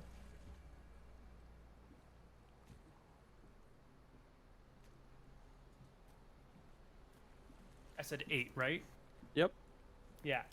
3 are neutral evil, 2 are neutral good. I'm sorry, 3 are neutral. 2 are true neutral, 3 are neutral good, 3 are neutral evil. Ugh, what a shitty party. Awesome. That's good for us. I like it. Okay. Wait, sorry, I missed that. They're all neutral. All No. of them. Oh, yeah. Right? Neutral good or neutral evil or true neutral. Yeah, they're all along Okay. that band. So some are good and some are evil, essentially, but they're not lawful or chaotic. Okay. Okay. I'll go to my friends at the front and I'll say, no illusory or hidden guards. Seems like they just have the bouncers up front. Yeah. We're as clear to go as ever. Keep your wits about you and not your tempers, okay? Or keep your tempers too, I guess you'd say. Anton, maybe you should cast your spell before we go in. I know it'll waste time, but casting it once we're in there might be an issue. Trying to think. Should I do 2 things? Okay, yeah. I will. We're gonna step a bit away, okay, from people. I want at least people within 30 feet of me. Is that okay, Koibu? I want nobody near me for 30 feet. You want nobody within 30 feet of you. Yep. Sure, you'll have to walk pretty far away from the tavern to find like an empty spot on How the dock far? where there's How many know. minutes? like 2 minutes away. Okay. I'm casting silence on a pebble. I'm putting that pebble into my bag of holding. And then I'm casting, or sorry, I cast tongues first, and then I cast silence first, then I'm casting tongues, and now we're going to the bar. So Okay. we get there Nice. 4 minutes later. Okay. 2 minutes off my tongues. 8 minutes to talk. Alrighty. Into the bar you go. The bartender, the bouncer lets us in, yeah. Yeah, the bouncer just watches the door and stands beside it, but doesn't like prevent you from going in or stop you or harass you in any way, shape, or form. We go in. All right. I look at the guy, get a look at his face, see what color the stones are. Yeah, you walk on in, and as the door opens, a bell rings above you, like a bring, ring. And all eyes, very quickly, like reflexively, everyone sort of throws a quick look at who the newcomers are. Most people's eyes remain on you once they see your glittering gold and blue dragon armor. No gold. Green. Green and blue dragon armor, yeah. Their eyes rest on you for a moment. The fancy capes, the gloves, the boots, the sandals, the magic weapons, the bows, the crown around Imric's head, the amulet hanging from Anton's head, the amulet hanging from Anton's neck. Most people in the bar are now somewhat facing you, and you can see hands have quickly gone to weapons, not to draw them, but like everyone's definitely on guard as you step in. Everyone is really wary. Imric, you walk straight up to the man with the ion stones? No, I go and sit at the bar and take a look at him. Oh, before we walk up to anybody, actually, can I glance around? Am I being blinded with like magical auras from weapons and stuff, or are they really just finely crafted? There is a lot of magical shit here. There's a lot of, I can't even describe to you. Each person has multiple magic items on them. Okay. Holy shit. And I believe, I don't know if this is meta or not, but we had a conversation a long time ago about discerning auras, and I think we didn't get an aura off of somebody. I don't know if it was the queen or what, and Anton, I think, might have mentioned that you can conceal an aura. Was this something that we said in game? You can conceal auras, yes, but we didn't get an aura off of an undead thing because they're not. Oh, so I guess if I have this in the back of my head, I just don't remember if we talked about it in game or not, but if I have this in the back of my head, is there anybody that looks like they are like decked the fuck out with magical item, but they aren't emitting an aura? So I'm trying to get an. Okay. A lot of people are just like, many. Okay. So it could just be they have magical gear, or they are actually managing to conceal their auras too. But okay, gotcha. Yes. The alignment of the main guy. Sorry. It is such a blur of like magic items around here that it's a little dizzying, and it's a little hard to pinpoint any one thing, as like the magic of each thing sort of overlaps each other. It's a little nauseating. Okay, well, we don't have much time on my tongue Yeah, spell. let's go. I got 7 minutes, so let's talk to the guy. Yeah, you sit down at the bar. The bartender comes over and speaks in Solemnese to you. Yep, what's up? We're here for. I know a drink, Anton. Thank you, Emmerich. Anton will buy fucking everybody in the bar a drink. Oh, God. You just like put down a hand of gold and gesture, Oh, you speak. You can speak, right? I can speak it. Yeah, I'll put down 20 gold. The 20 gold that I won. Sure. The bartender goes over to a bell that's like attached to the side of the bar and rings it, and people's heads all kind of pop up, and you can see fingers being raised across the area as people order new rounds on you. There are a few cups lifted in your direction. The people who like lift as like a thank you of appreciation quickly lose sight of you and go back to what they're doing. Some people still keep their eyes on you. The man with the ion stones has noticed. What color? The three of you noticing him. Now that you're here, Imric, you can see they are pink, vibrant purple, iridescent, pink and green, and one that is clear. Pink. Sorry, say them again. 5, 6, 8, 9, 13 are the numbers. If you're looking 5, at the 6, 8. table. 8, 9, 13. Oh, great. None of them are the ones we need. So Are there any level up ones? No. That's 7, right, Neil? You didn't say 7, right? Correct. 5, 6, 8, 9, 13. So +1 con, +1 charisma, sustains person without food and water, sustains person without air, and stores 2d6 levels of spells. Wait, these sound awesome, right? Yeah. They're still good, but very not the ones we need, want. though. But yeah, they're very good. Well, he has ion stones. He might know where more are. Let's have a conversation. Yeah, he sees you looking at him, and he looks at you. And when it becomes clear that you're ready to speak, he'll step forward away from the rest of his crew, who keeps his back, but allows 10 feet of distance as they stand near the bar. The man approaches. Yes? My name's Anton McGarry. We're here looking for a very specific brand of ion stones. We're from Arcadia. We're trying to kill the great beast that is a red dragon named Scoria. I and my brothers had noticed your ion stones, so we thought we'd have a word with you. But first, we went and talked to the Verossi people, and they said that we should just come in here and kill all of you. So keep ahead on that. But yeah, we're here to talk about your ion stones and offer trade if you can give us any valuable information or bring us to the lavender one.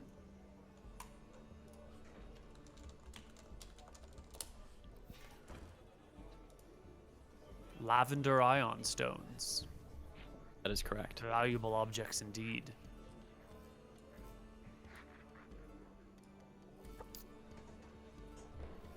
These, he points above his head, are not for sale or trade at this moment in time.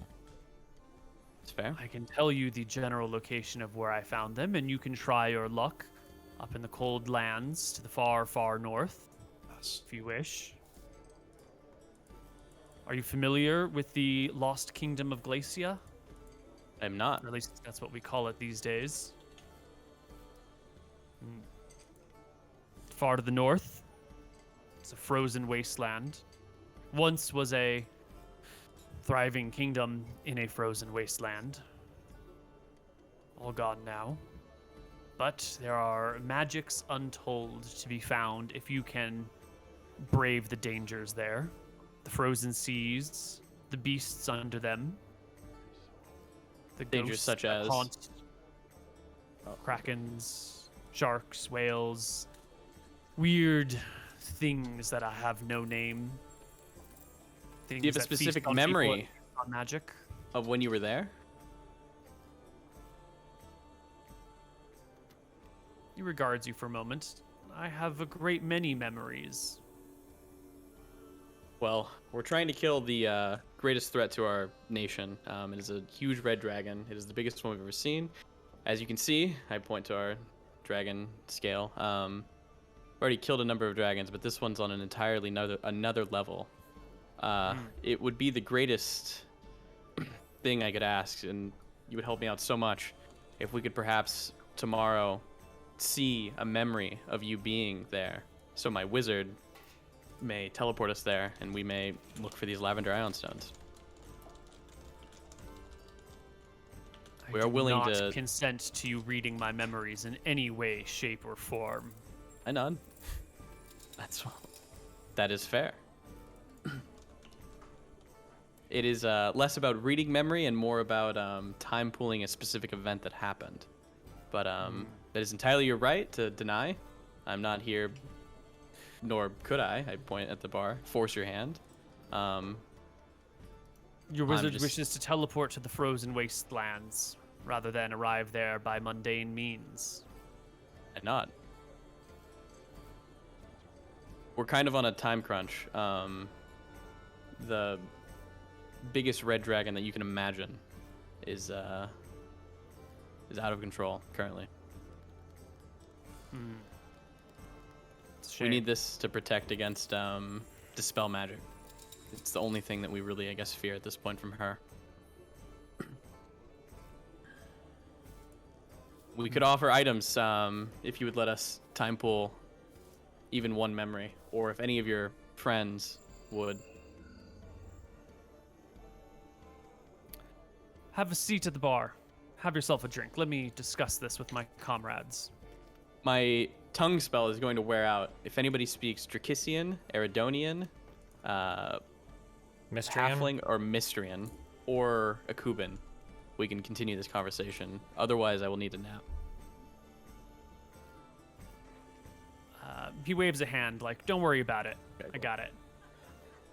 And steps back to his crowd of people and chats with them, leaving the three of you alone. By now, many a drink has been poured.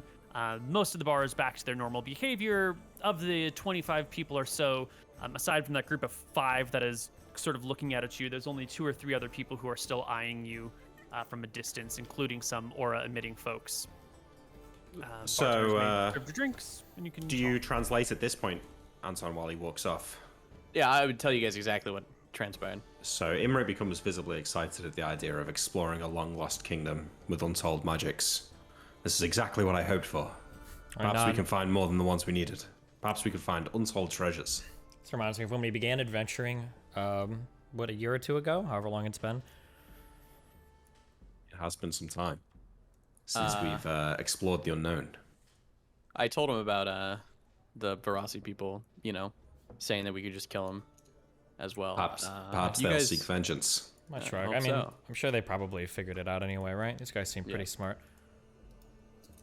You guys made the right call for once. It's big of you to admit it, Anton. I know it must be hard. Be careful, if you gloat too much, he might be seeking vengeance against you next, Imric. I'm sure he already has me marked Careful, on his I list sleep for some next to other. you and I'll kill something either or of you. another. At least wait until our task is complete, brother. Correct. No, our lives will have not been in vain. Wow. I think I forgot about the Elven Lady, Tyrael. You have So to he die said- for that. He said this kingdom, it's to the north? He said it's far to the north. He wanted us to take mundane means to travel there, but I'm trying to convince him to let us time pool. a memory. Amazing. Our maps are so complete, yet this is Iowan here. This is almost the top border of the map. This place must be beyond any maps that we have in our keep. Correct. We might have to trade something incredible for this. I would probably offer the robe of scintillating colors or something like that. Oof. Surely not. We're not Surely going to be able to trade a fucking +2 sword. I point to literally everybody in the bar. I scratch my We're head for a just- moment. We're asking for an image. Yeah, we'll talk to them and we'll see. Maybe Yeah, if we no, are able to be recover prepared. iron stones, maybe we can bring another one back for them or something. Yeah.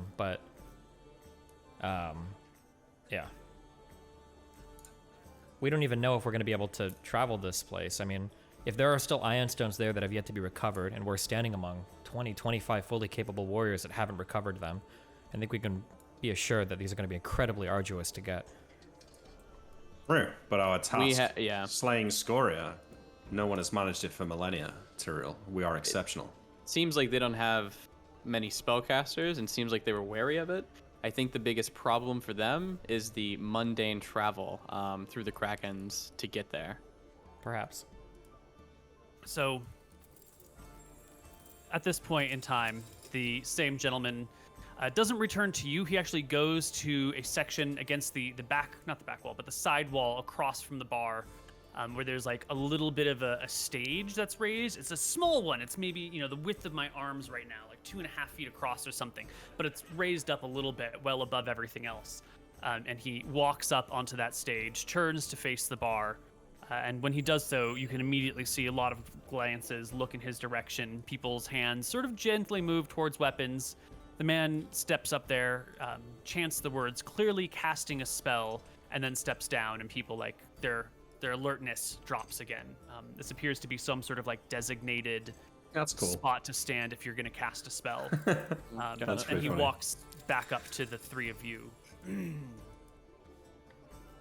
We've agreed that we can share with you a certain amount of information. You're no little pups here who are foolish and greedy, about to throw your lives away. I can share some information with you. Is he speaking Dracissian now? Yeah, he's speaking, your native tongue with a Oh, fluent very cool. accent. Thank you for your assistance, friend. I didn't catch your name. My name's Imric. I offer a hand to him. He reaches out a hand to you. My name is never- Celebdil. Nice to meet you. Celebdil, it's a pleasure. I'm impressed. You carry 5 of the great stones. You must be a great warrior. Thank you. Well, what is it you ask of us for your help? I will need some form of payment. We can Name trade it. items or gold, platinum, mithril. Yes, we will take mithril. Oh, Do you have any on you? Do we? Tyrael, do you have any mithril on you? I might have... bag of No, holding I maybe? had... Wait, hold on. Mithril is an extremely valuable metal. We would be very happy to trade information for mithril in any form. The dragon my brother was telling you about. We have a lot at our house. house. We just need to go get it. We had which is 50 fine. pieces, but I think we gave it for something. I don't remember what, but we traded it out for something. We had 50 pieces of mithril, but I don't have it anymore. So. How many pieces of mithril? Yeah, but what do they? How much mithril do they need? How much mithril do you want? What a Considers odd you, looks question. at you. A pound of mithril. I will share with you all the information I have. Is that 50? You will need it. That's 50. Yeah. Okay. That's absolutely doable. We'll nod. Yeah, we're gonna have to go get it. Yeah. But We can meet back here tomorrow or the day after. How much time do we need to prepare the spells and everything? we can teleport back tonight. Amber can fly us probably home. We're not teleporting, but we're. Do you have another? amuleting. Do you have another nap spell? I don't. So I can't teleport again today. No, but you can amulet us. Sure, but then we're in the mountain. Amulet. We fly back tomorrow morning, right? Shouldn't take too Well, long. I can just learn 3 teleport spells. You know, I mean, we could just sleep here, or we can amulet and sleep in the cave and teleport to Wickrunner to get the mithril and then teleport back here. I'm gonna be honest. Sleeping in Verasi territory. Yeah, probably we can not. Be, yeah. we can be back tomorrow. We'll amulet to our cave, sleep there, teleport to Wickrunner and then teleport back here. Celebdil has stepped away while you guys discussed logistics among yourself. He took a couple steps back to his friends to have a drink and let you talk in peace. Okay. Once we finished talking, I come back to him. I say, "Friend, is there anywhere safe to teleport in this town? Perhaps a platform or a tower? Can't we just keep doing the divination thing or whatever? We can, but just to guarantee we get back tomorrow, because if the rolls are bad, then we can't do the teleport, right? Right. There was, but those black flag wielding fuckers out there destroyed it when they came into town and took it over. Makes sense. Well, I think we can come back tomorrow with the mithril, but depending on the winds of magic in the area, it may take longer. Day, 2 days. We're here until the spring comes at the least. Fantastic. Well, it's been a pleasure meeting you. Perhaps we'll stay for a drink. While we're talking about trades, we have a broad assortment of magical items. Is there anything that you guys have that you'd be willing to trade? We can trade as well. We already trade away that which we need not. I know. Okay. Sounds good. We will make Yeah. haste and We'll be see back you here tomorrow. soon on the morrow. Or the next day. Bring the mithril, and I will tell you shall. what you need to know. We'll bring a good amount. All There's right. no real I'll Wait. clarify that. By tell us, we actually need like a image. He so should my know. He wizard sounds can see intelligent, it. right? He's not gonna scam us. This isn't Well- like a fucking wish scroll or some weird shit, right? Yeah. He should. Yeah. He's cool with that? He said one of You'll his more see- junior team members would be happy to show an image, right? He did not say that. I didn't Oh, he say that. didn't. Okay. So Not we're gonna clarify this now. You say tell us, but for the magic to work, for us to be able to teleport over there, my wizard does need to see an image. Is it possible, if not from you, that one of your allies? Basically, he'll explain time pool. He'll say it's in a basin. It shows like a memory, and I can also show you, I don't know, your fondest memory as a thank you. It can be a mundane memory. Just you walking in the place. It doesn't have to show anything important. I would be happy to tell you a mundane memory of the location, if that will help your quest. That would Well. work. That works. Yes, As long Well. as you need not read my mind directly, that's correct. Yeah. fine. Cool. I think it's a pretty mundane thing for you guys to get back to Yeah, Arcadia it is, and come back. I don't think we need to spend 10 minutes Okay. sorting that out, so... Cool. All right, cool. So we come let's back the next day. just... I'm gonna do my Yeah. spell list then. That's fine. Yeah, Is it do your mundane spell. to I'm ask just the gonna put queen? us 2 days later. Is there mundane ask queen for 2 pounds of mithril? We have mithril. Do we? 2 pounds. on our party sheet we have mithril. How much? 5,000 pieces. Hell yeah. Let's bring 100 coins then. We'll do 50 for the first information, and we'll say if they can sweeten the deal at all, or if they have any Yeah, more information or yeah, something that might that's help us. Yeah, another 50 coins. These sound like really good people to be on good terms with, so. For sure, yeah. Good idea, everyone. Okay. Take 2 magic. Take 2 of those. All right, I replace Ultravision with Chill Shield. Doing the same shit with Endure Heat and Cold because I think we're gonna need it. Iron Vigil's still going. I re-up Sacred Guardians while we're there. All this means nothing, but okay, we're good. I am gonna take a tongues. Fuck, I hate taking. You can come back 2 days later. I just said 2 days just to make sure that Perfect. there's no shenanigans. Time's not that important. I cast Unfailing Endurance, everybody, if we're doing it in 2 days later. Yep. Great. Yeah. Got all the spells. Real quick, You need the same- to waste some time because I love wasting time. Real quick, can I, while we're back in the town, can I just ask my two people, have they heard anything about the Frost Rangers or this land, anything? And then will they tell me, have they heard anything of noteworthy, like, oh, they're tricksters that backstab everybody, or have they just heard tales of them being great warriors and blah, blah, blah? The Frost Rangers are a legendary group of people. They seem to know a place where ancient magics can be pulled, large amounts of wealth from some place extremely dangerous far to the north. They operate up there. They sell what they can back in towns, wherever it is that they make their landfall, and act as, I don't know what you would call it, but they are their own group. They act outside of the law, outside of regular civilization. Their ranks are open to any, but most who attempt to join them fail. It's not really an organization, more as it is a... If you'd said like beaver trappers, you could think of Frost Rangers as beaver trappers. Anyone can become a beaver trapper if you can find beavers and successfully trap them. Okay. So that's sort of what they do. Where they go, how they bring back such magics and such wealth from where, it's not really known. Cool. Okay, wait, and then also, you said this again, you hate taking tongues. Should I just bring one of these people to translate, or? Well, no, because they're not going to come to the final place with us. It doesn't matter. I got it. We're good. Okay.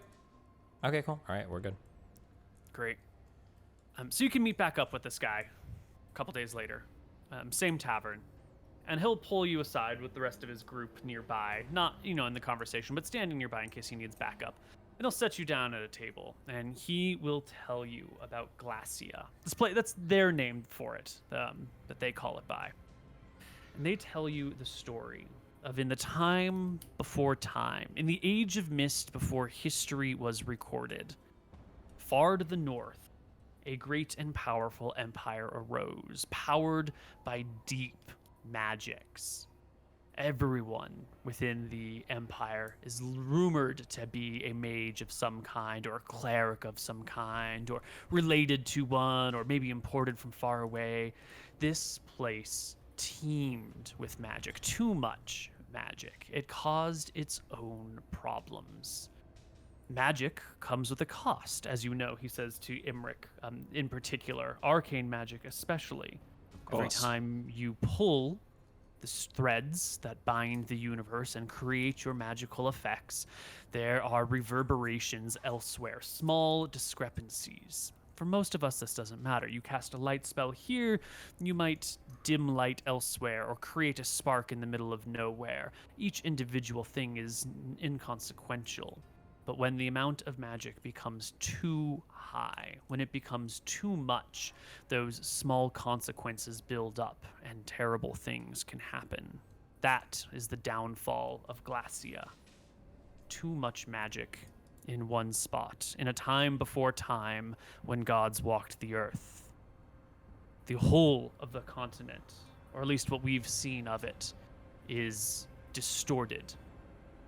You might have noticed that there aren't any clerics in this tavern. There's a reason for that. None of the clerical magic that has been attempted in Glacia has ever succeeded. It's as if the gods' prayers are not answered up there. Furthermore, our own spells are prone to failure. I would not teleport to Glacia for all the gold and all the lands of all the world. There's a strong chance that you might never make it. We're okay. Might end up elsewhere. That's why we go by ship. That's why we take the 2 weeks to sail the frozen seas to get there. I can show you a memory from that time, from those places, but I don't think it would help you arrive. Can I ask 2 questions? When you say magic has failed in these lands, Is that restricted to magic cast from a person? Do scrolls and potions or magical artifacts still work in the way that you'd expect them to? All magic is occasionally disrupted. He taps the sword at his side. This blade here, he draws it partially, and you can see it begins to small flames erupt from the hilt of the blade. These flames flicker, they fade. Sometimes they burst back. Sometimes it's just cold, hard steel. All magic seems to falter in this place. And the creatures that roam there, the creatures that have been breeding in this land of permanent magic and permanent disrupted magic, they are unusual beasts. The whole place is frozen. The citadels, castles, and towns that we find are haunted by the spirits of the dead. Spirits which I have put down myself and have been there the next time. This is a dark and cursed land. And where did you find the stones? Stowed away in some temple? In the lair of a great beast? The treasure room of a forgotten capital city?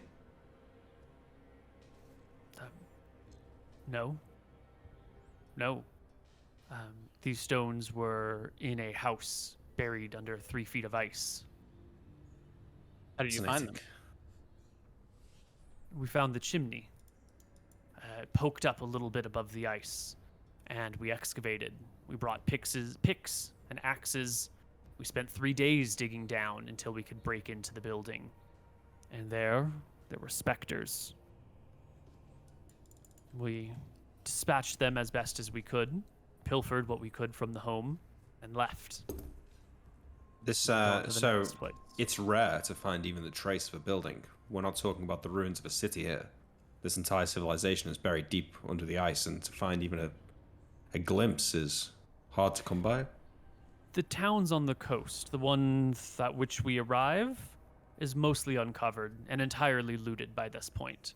But deeper inland, where my brethren, he says, gesturing to the people around him, have not been able to reach, not in 100 years, there's still untold treasures back there. We've tried to scry into the distant lands, and we have gotten mixed results. Sometimes we scry directly ahead of us, and what we see is true. Sometimes we scry ahead of us, and we see a place, and when we walk there, it is a different place. Sometimes we scry and we see the past. I've heard of people who have scried and seen the future. I don't know if I trust them, though, or trust that the future is set. How far into the ice has been looted? How far must we travel? I have gone inland 50 miles. Okay. And your friends? I point to the... We all keep our own secrets. The treasures there are ours for the taking. We have a similar goal. We are sort of competitors. When we're here, we can be friends. There's an unspoken agreement that we stay out of each other's way and that we do not share or steal. Can I ask some questions? This magical interference that you speak of, is this constant throughout the land, or does it grow more disturbing the deeper in you get?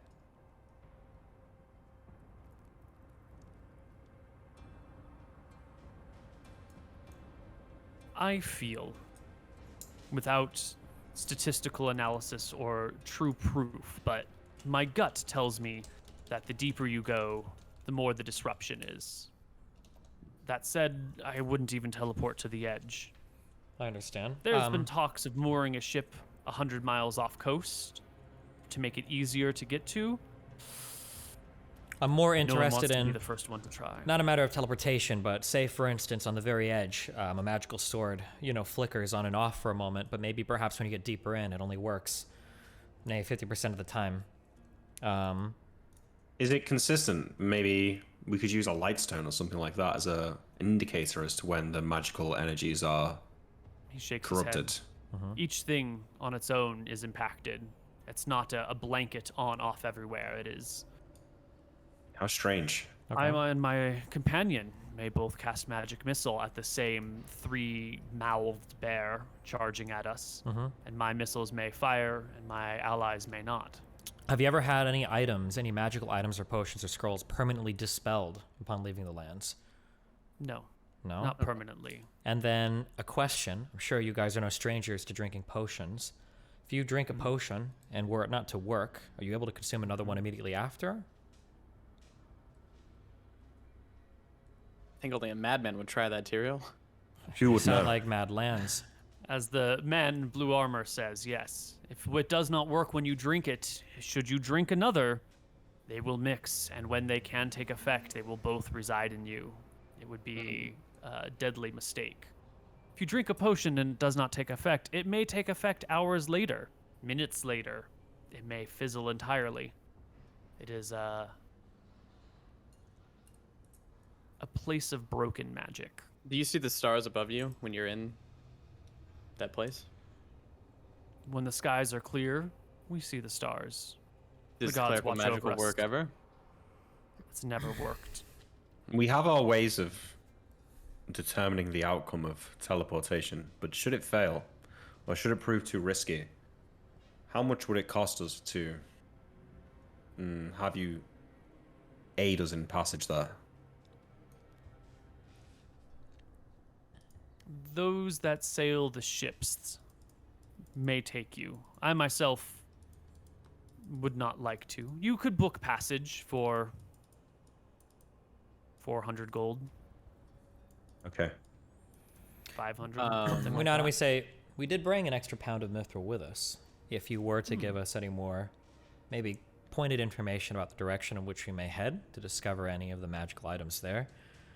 We might even be willing to share some with you on our way back. Obviously, we make no guarantees, but we have a great, obviously, number of many items you can see. I'm sure you do as well.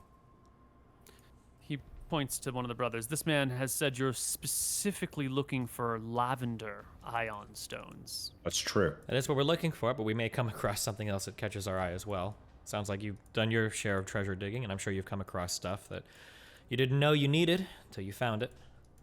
That There's is why we great are wealth here. to be pulled out of the continent. Okay. I don't know how you will find one desired item in all the land. Althara will guide us. We I shrug. highly doubt that. Based on what you said earlier, it almost sounds, and then I look to Anton, it almost sounds as though he's saying divination won't aid us here, or we won't be able to get any answers from the gods. in Perhaps we terms of- won't. I will have a talk with Valthara and see if she has any guidance. I might be able to ask of her one huge thing as well, this is a story for another time. Okay. We will find the lavender ironstones. The fate of our kingdom, our whole continent rests on it. How long will you wander the lands? As long as we need to. Perhaps long enough that when we come back, we could be made Frost Rangers in our own right. Yes? He shrugs. That is a title for the lesser people to worry about. We're not too concerned ourselves with words. They're too cool for it. Okay. I nod. Do you have any other Perhaps, questions? perhaps one of your own would accompany us as a guide. We could, We could probably pay someone, Imric. I don't think that he's not the leader. It seems that they're a I tribe of understand. friends. Someone who's been there before. You mentioned the younger members of your group are maybe a bit more foolhardy. Like I said, we're looking for a specific item. Obviously, Imric, just stand up and ask. we would want we would want some of what we find, but chances Yeah. are we could find things that we could share. I mean, we can just make an announcement to the bar, ask him to do so. Yeah, Would anybody Anton will accompany us stand up for and ask? a pound of yeah. mithril? We're looking for somebody to accompany us to the Frostlands. You'll get a share of the loot and a pound of mithril to even just take us there. What say you? Anybody? One person stands up and walks in your direction. Do they Well. administer an aura?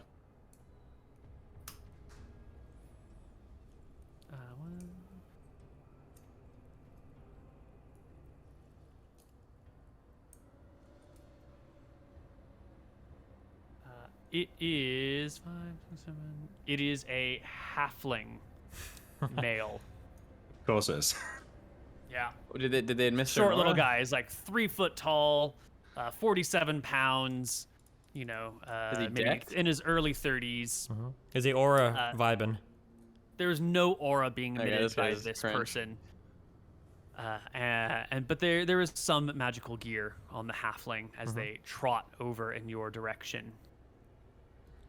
Hello. So, do you think it would You be need a blocked? guide?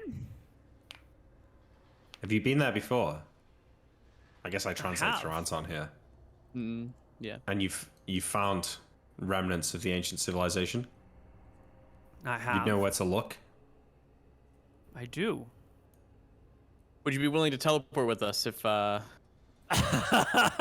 off! And he turns around and starts to walk away. Okay, I look to the other two and I say, it sounds as though if we want to make it deep into these lands, we'll be going where no one has ventured before. I'm not too sure how much any of these can help us. It sounds like we just I need think- to... Well, you heard what he said. The cities are buried beneath the ice. We could be digging for decades. I before think we this find is a- anything. I think this is a task that we bring our followers on. I was like going to our- say that our when we big do this, guys. we're probably Yeah. going to set up, we're going to set up a whole expedition for this. Because Yeah. we're going to Oh. need to bring a whole bunch of non-magical stuff. We're going to need to bring like food and water. Well, you can bring your magical stuff. It just turns non-magical. I understand, but I don't want to be in a we need food situation and where we're water, going to yeah. die on a fucking die roll because our shit doesn't work. So we're going to bring food and water. We're going to bring people. Like, if we're getting food and water from the Cloak of Plenty and something happens... No, and no, no, no. it- I understand that. I just thought you meant like non-magical swords or whatever. No, not that shit. Our swords will I still understand work. that. Yep. Yep. We need food and water. Yep. Yeah. And Amazing. Anton needs to talk to his gods. So we're gonna bring all of our high-level soldiers for this. Yeah. Our Well, followers. I was thinking of all my followers. I don't know if we can bring our... We can't bring our soldiers because we can't Why leave can't our... we Bring bring- everyone. Because we can't no, leave... no, no, no. But we can bring our high guys. We can't leave our mother undefended, and we can't leave our new keep undefended. We would be stripping them of defense. Scoria would kill it while we're gone. We would be destroyed, right? The whole reason we have them is to guard our property. Yeah, I'm not talking about bringing like our captain of the guards and stuff, but we have like 3 level 6 soldiers for each of us. Yeah. I say, or sorry, 1 level 6 per each of us, so we have 3 of them. I'm saying we bring those 3 and then your followers. We're not looking for people to range with us, right? We're looking for people to like man where the Well, boat landed. if they're No, no. coming, they need to be able to range. We're so this is looking- like a We're bringing an expedition. We're gonna Yeah. go north with like 10 or 15 people, I think, like already capable of fighting, probably with all magic items, probably with food and water. Like it's gonna be a full thing, I think, not just people to man a boat. It'll be dangerous, Tyrell. They might not make return. We might not return at this rate, but this sounds like probably the most important expedition we've been on thus far, and it would be a shame for the 3 of us to be buried that far to the north while leaving so many resources back at home that we could have utilized. No? Do we bring the wayfarers? We could bring the Wayfarers. They will come. Yeah, they're our followers. That's a good idea. Well, we got to be careful. We bring too many, we're splitting loot a lot of ways. But we might, yeah, that might be a good idea. It might be more important to bring them, yeah. It seems like shouldn't there's be going to be an greedy. abundance of. There's literally going to be an abundance of loot. Okay, It's yeah, lots of well, there should be. Protections, cloaks, protection Yeah, rings, they went swords. to We a already have random. these. They went to a random house and got like a crazy amount of shit. So like, imagine Yeah. if we found like a fucking keep or some shit. Sure. Yeah, I agree. It seems like a good idea. Can you guys give Anton an hour to go nap himself and then commune with Vilthara? I think he needs to have a conversation with her. I think I have plenty of he's- time if you want, yeah. Yeah, he's Yeah. basically gonna see and ask if she knows anything about it, and if she doesn't, and if she does, and she says like, "Well, you're kind of fucked," he's gonna ask her if she can like move her star to directly that spot, so kind of fucking over all the other Velkathar clerics. But yeah, Anton will find a place that he can nap. Can we, before we do this, are there any other questions you think that we might be able to ask? So questions that you would have about this area, or... I think before Well, we it's- do that, we're gonna come back here next week before we set off. I think we Yeah. should get all of our good questions like in a document for us to ask them. Okay. One question that is important. How have you taken bags of holding with you? There. What happens? Don't do it, Koibu. I assume they just cut off; they don't spill out. That's what we've been kind of doing. But yeah. I brought a bag of holding once.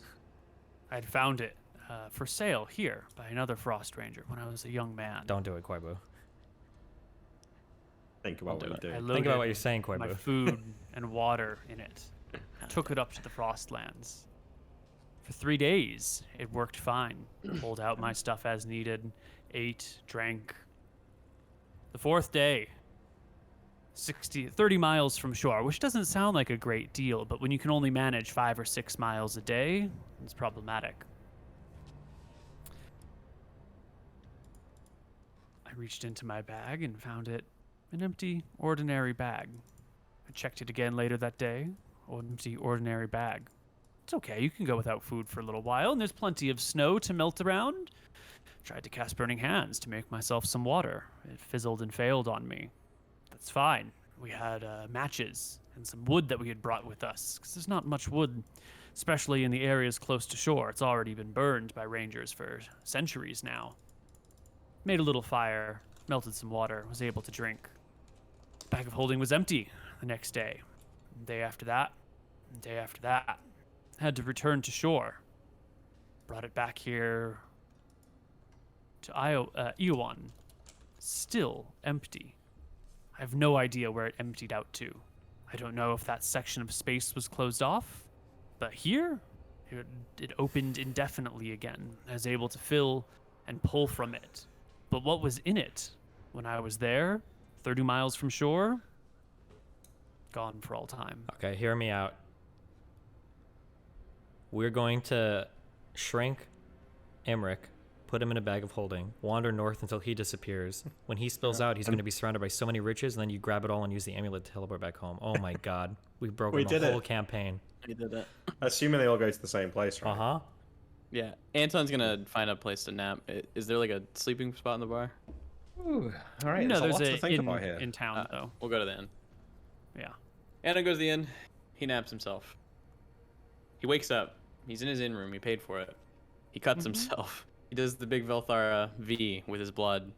And Getting he's blood going... all over the in-room floors. That's what it is, you know? What are you gonna do? Yeah. And he's gonna cast Commune. And he needs to have a big talk with Velthara. Well, she's here. She's always here. She's been here since before time. She's waiting for you, Anton. Velthara, I come to ask you about a few things. We're going to be making our way. I give her the name of the Frostlands that we're going to. What is it called again? Glacia. Glacia. We're going to be going to Glacia in search for lavender ion stones and other magics to help us defeat Scoria and to help me further my cause with you. I have been told that clerical magic doesn't work up there. Is there any guidance you can hand me?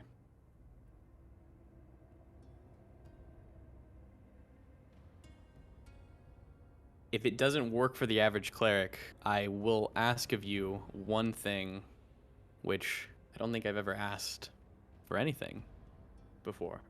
But would it be possible for you to put yourself above Glacia and cast aside all the other clerics for the time being while we're there, so that we may range the lands and I may get as many riches for you as possible?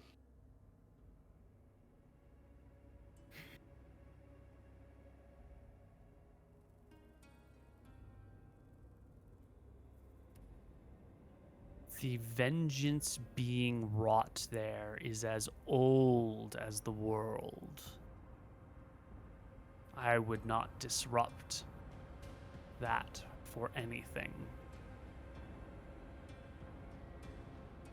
Are you saying I can't go there? I will not come with you. Understood. Do you have any guidance that you can impart on me? It seems like my brothers are keen on making the trip, and it seems like that is what we're going to do.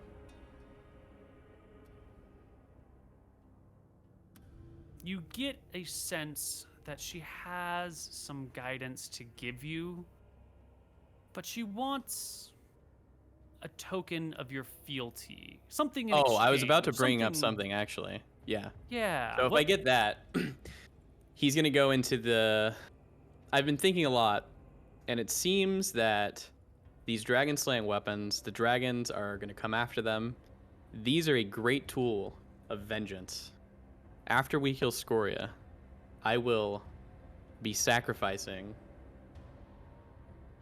all 3 weapons to you, and then you can take them and hand them out as you please whenever a dragon gets out of line. It seems like they will be safest and most equipped in your hands. You said 3. There are 4 weapons. Did you mean to say 4? I meant to say 4. I'm sorry. Okay. Cool. I forgot that there was 4. So you're offering her all 4 weapons in the distant future should you survive this and should you survive Scoria. That is correct, because I think that she's actually the best person to hand those out. It's a very astute observation.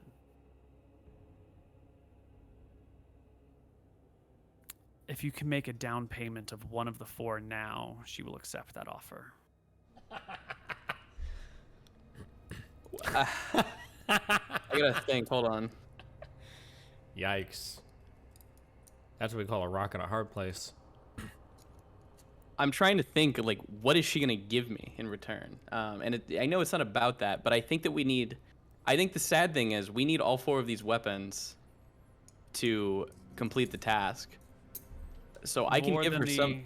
The I Ion can- Stone? Well, I think so actually. I can give her something else as a down payment, but in order to complete the task, we need all 4 of these weapons for very specific reasons. We need the spear because Anton needs a spear to fucking attack a dragon with. We need the sword because Tyrael needs a sword to attack a dragon with. We need the hammer because it tells us where the dragons are, and we need the bow in case Scoria flies up. So Anton, he's not trying to, fuck her over, but he's going to offer her something else that he owns. But he's got to think. Okay. It's not something he's using now, but it is something that is pretty important to, someone. He's going to offer the shield wall, the Mystrian one. Just give her a +2 arming sword. No, wait, what do you mean? That's one of the best fucking magic items. The shield True. wall, the wall that can stop dragon Wait, flight. hold on, It yeah. is. We hear this in our minds. We're like, oh no, not that. Not the shield wall. Anton, this is such a sacrifice. Please, no. I'm trying to think of what Anton has on his character sheet, and he has the magic shield wall. That's what he can offer. She's asking for like A real sacrifice. sacrifice, like something. Give up another point of charisma. What is she? Ooh. Okay, what is she? Or an eye or something. Give me an offer. Like, She's don't a make me. goddess. She doesn't need anything, Okay. right? This is a token of your fealty, like a token of, I am going to give up something that I care and value and want and need in order to show my deference and respect. All right, here's the deal. I am at 12 points of charisma. I think Anton, he already is the most charismatic person. He's gonna offer 6 points. What? What? Yeah, that's what he's gonna offer Koibu. Because he doesn't need charisma. He just needs to be Velthara's chosen. Well, you say okay? you do need it because it's supposed to be a real sacrifice, not your dump stat Well- or whatever. This is what she's gonna get. I mean, 6 points of half your charisma, half your ability to command people's presence, half your Right. ability to command respect, to really be able. He doesn't to need that understand. anymore. Where he's going after this campaign. Yeah. Right. No, that's a very good point. Velthara will take that offer. Tell me, charisma is a non-physical stat, right? Yeah. It's sort of like the way you view people, the way people view you. There is a certain amount of physical aspect to it, like your physical presence. But you can't drain 6 points of charisma without it taking a toll. I on think your body. Anton is going to be more muted, less emotions, and more quick to vengeance. He's kind of giving up the charisma of being able to maybe see both sides and the justice side, and this is probably going to turn him more towards what Velthara actually wants him to be, which is vengeance, vengeance, vengeance, and which is what he's planning on doing after the campaign's up. Excellent. Wait, Perhaps And the what other side of his face physical- becomes scarred. what if we rolled for what- the sacrifice? What was 1d6 plus 2 charisma? Whoever wants to roll for it, I'm down to roll. But What I like what the is 6. the physical toll that it'll take on your body to be permanently altered in this way, shape, and form. Can you it's gonna do that? Because I don't really know how to. I don't really know to envision that. I'm cool with you throwing some flavor on that. Make them smelly. Don't make It's me. just, his voice changes to really like whiny and just really annoying and like off-putting to hear. No. I am the chosen clerk of Velfara. Don't make him a badass, okay, Koibu? Give him something cool. There's no point in doing that. That doesn't serve her purpose in any way, shape, or form. Wait, Yeah, it should be scars, right? Half his face is scarred. It should be his whole body is like covered in burn marks now. Literally, people are horrified. that. You know what? Or, If your I mean- charisma is so low, sometimes there are people where when you see them, they just suck the energy out of the room. Maybe just being within like a certain foot, like radius of Anton, just makes you a little bit uneasy. It puts you a little bit on edge. Maybe it makes you more quick to scare. Maybe it gives you higher checks on like alertness or danger because you're automatically set on edge or something. I don't know, maybe like that. So you'd have a harder time catching people by surprise or having conversations, even if you're not trying to convince somebody of something. Maybe I don't know, somebody with, like 6 charisma or something. He could just be like if you want to change his voice, like speaking slower. All with dogs less emotion. will bark at him when they see him walking by. I Crows think will that's fly actually kinda away. cool. Crows, yeah, like the birds and shit, like fuck off. I'd be cool with that. If he stands It's in like one a spot too revulsion. much, plants will start to die around him. That's a little So as far. you make this offer, you can sort of feel a change come over your body. Your like weight begins to diminish. You grow like a little bit more thin. Your head ever slightly elongates. Not enough to really like you'd still easily recognizable to be Anton, but like your face sort of thins, your head sort of stretches ever so slightly. Your eyes become a little bit more deep set and sort of big dark bags hang under them.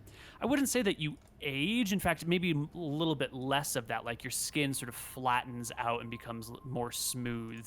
You become sort of like I don't want to say like a haunted shell of the person you were, but you become like a little more withered, a little bit more like you've been affected by the age of the world and the. Would you say he looks like this guy? Gotta find the Discord.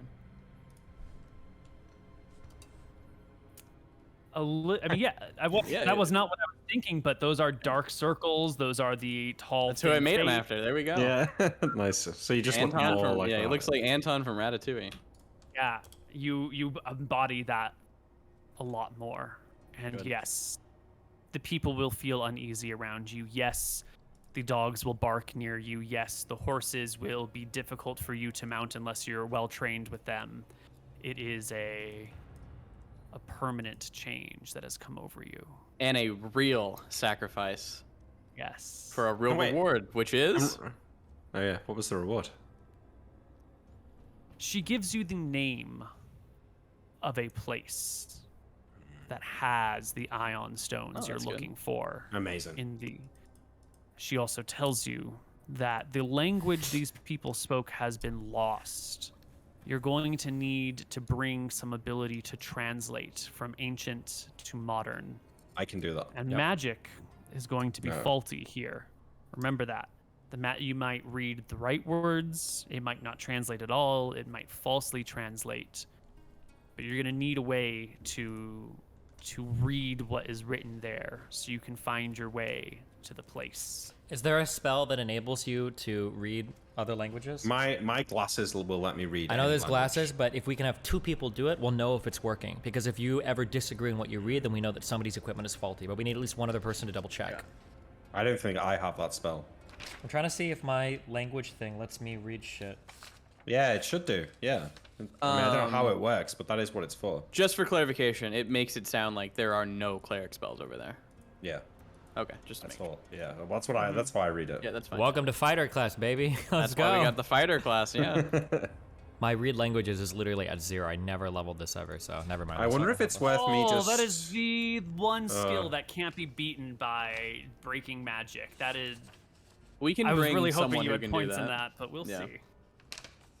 That's true. One of your thieves probably do. He's got My 4 of them. Yeah, that's true. We could bring one of the thieves with us. Well, I Good think at we're it. bringing everybody. Like, this is gonna be the excursion. I don't know if I'm comfortable going with my robes. Like everything I own is in these robes, and if it just disappears out of Take my your shit out. pockets, We'll yeah, figure I all guess that I'll out just- probably between sessions. Yeah. Yeah. Okay, I'll just cut my inventory down. But I'm gonna have to like carry my gear on me because I can't risk losing like stuff, you know. In fact, Anton. Oh, sorry. I was gonna say it might oh, even be yeah, worth me just wearing armor instead. probably, yeah. Anton thanks Velthara for the gift of charisma that she has bestowed upon him, and promises her that he will bring back the wealth of Glacia. Glacia to serve her when he has to eventually make his way to Solemn. She is pleased for your sacrifice. You make her proud. She wishes you best luck on your journey. And you get the distinct impression that this is like, honestly, best luck. Yeah. As in, like, she is not Like, certain actually, I want of you the to do it. outcome. Yeah. I really do want you to succeed, but this is a dangerous place to which you go. Cool. Those were the Winter Gods died. Do we think the queen will be okay with this? We don't normally She'll have sign off to. with her before we go on missions, but I wonder if this is something that would upset her. I guess we don't technically have to tell her, huh? I mean, we should tell her, but we can pretty easily explain that it's integral. Well, we don't know if we should tell her because she might say the chances of survival up here are so low that you'd be better off rolling the dice with Scoria without ion stones. She might say that, right? That's something we should. I don't. She I doesn't don't know. think we should tell her. Yeah. She doesn't need to know. Okay. Let's just find someone in like the town in like Wick who is an expert on ancient languages, or maybe one of your fighters has like the language shit. But we have to bring someone else who can do that. Yeah. Yeah. Okay. And we're gonna need like cold weather gear, right, Koibu? Yeah, we'll figure all this out. We're gonna Okay, have yeah. like Can you- sleds, yeah, dogs, we need cold like weather a we need gear, like a list. all yeah. that shit. I We'll mean, figure it out. I don't know if we want to do it off screen, but it makes total sense to talk to William and Grimes about this. We know that they've just been expeditioning in a frozen wasteland to the south and come back alive. Like, I know at this point, I think it's metagaming not to mention it, even if it happens off screen. Like, we just have a conversation about. I don't know how you would find them. I Yeah, do. You know that we these have Yes. people exist, but you don't necessarily know how to get to them. we have scrying. We would just literally teleport to them. If we don't want it to happen, we don't want it to happen. But I just, it would kind of make sense, right? Heroes of Drakus that have also been to a place like this. But I mean, maybe. I don't know why you would talk to them instead of the Frost Rangers who are here right in front of you, who have been to the actual land. yeah. Like, Yeah, okay, these people yeah. seem to Yeah, be that's the fine. far more convenient answer True. and like a Yeah, better no, you're right. answer. You're right. You're right. Okay. True. So I guess we should speak to them to get an idea of what gear we need. Like, how much wood should we take? Yeah. Can you get us all that info, Koibu? Yeah. Can we? I asked section. them. Have they ever heard of? And it's an idea I had, a concept, right? So basically, it only works on snow or ice. Okay, you get a long piece of wood, and you attach like two sort of rails to the bottom of the wood, and then maybe you like tie dogs to the wood and use it to carry things. I don't know if does that sound crazy? I don't know if they've discovered this kind of technology over there yet. It's just the concept I had. Ah, Nick, I love you. How many people are we bringing? We're bringing all of your followers, Tyrael? I probably will. Wait, are we not? Hold on, I just missed that. Are sleds not a thing in this land?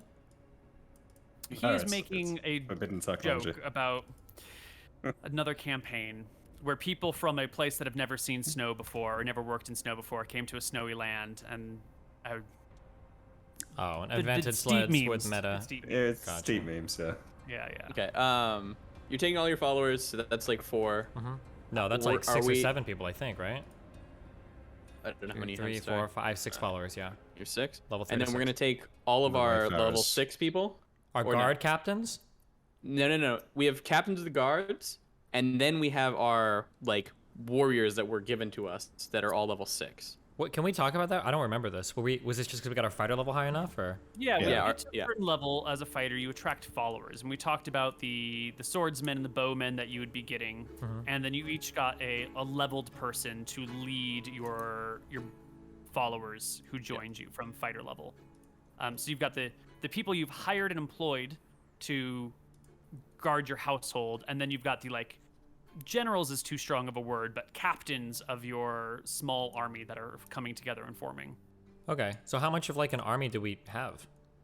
Oh, how many men do we really need? Like, do we really want like 30 hangers-on here? Okay, we're talking about fighting weird fucking creatures with Yeah. magical weapons that may or may not work, and we're gonna be here for I many think we want to days. bring 15 to like 15 people of like level. Yeah. So like Yeah. his followers, us, the Wayfarers, and I think we should bring our 3, and then I have a 3rd level captain, or I have a 3rd level extra one.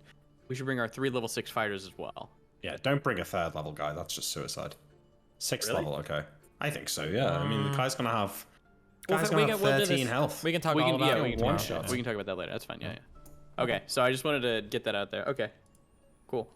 We'll get you the write-up on who we're bringing, so you can tell us exactly all the supplies that we need, and everybody needs to be And kitted get with. some questions for the Frost Rangers. We'll write up as well. Okay, cool. And the supplies you need are going to be sort of based on how you want to approach this stuff. Are you going to like hang around? Are you going to make a base camp that you go out to and then come back from and sort of explore the area, or is this like pack everything together and do one run and try and get there all at one time? Like the approach that you take will dictate the gear that you need. I think We'll have to talk about that. Yeah, we'll talk about that. We'll talk. Um, Okay. We'll I have it think ready we for next week. all want to bring 2 of the people who have been there, so we need to offer more money for like the people. Are you both cool with that? Yeah. We need to bring 2 what? I think we should bring Frost Rangers who have already been there. Oh, yeah, so I maybe, think yeah, we should we can- offer like whatever, yeah. 10 mithril or something, or 10 pounds. Maybe, yeah. Each 5 gets each. Yeah. Okay, cool.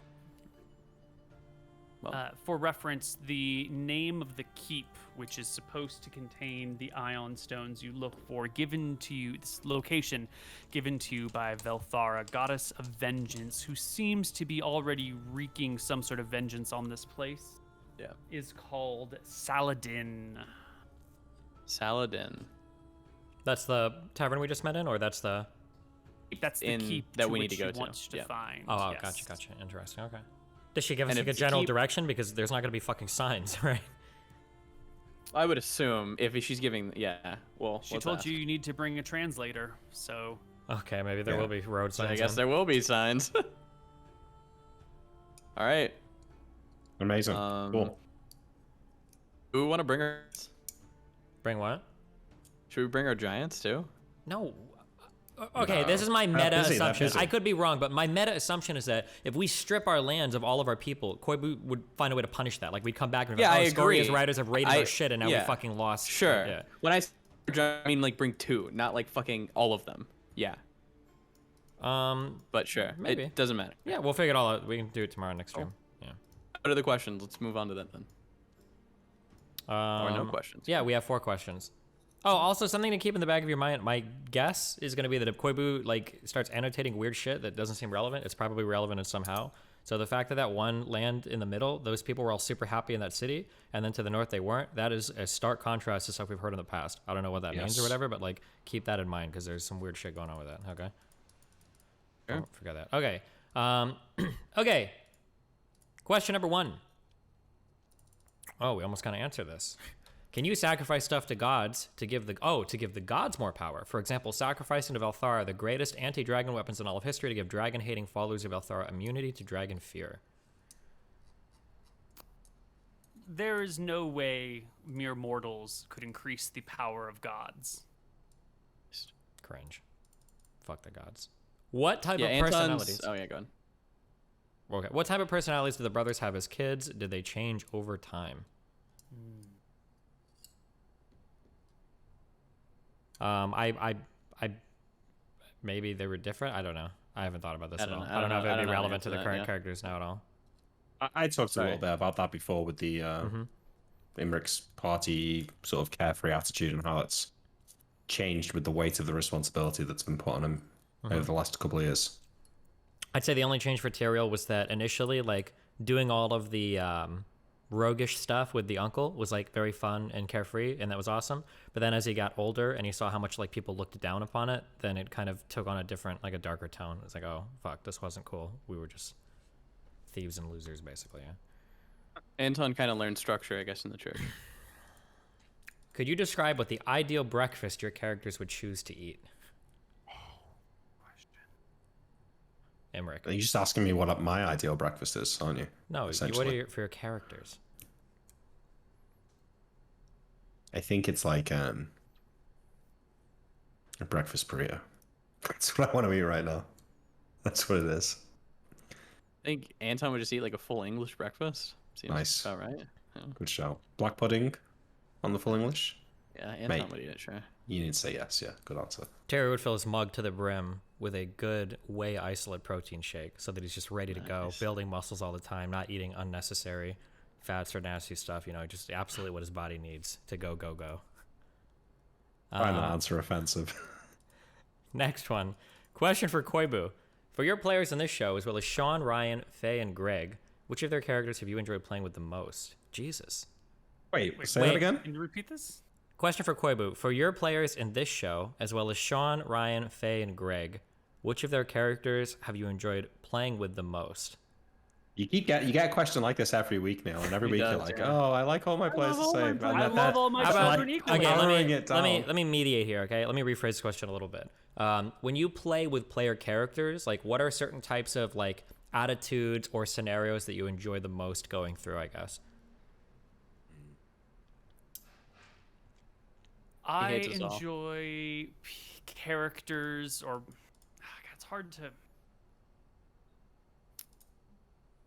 People or characters who help set direction on their own, who have a plan and a direction, and aren't just reactionary, are more enjoyable and more fun.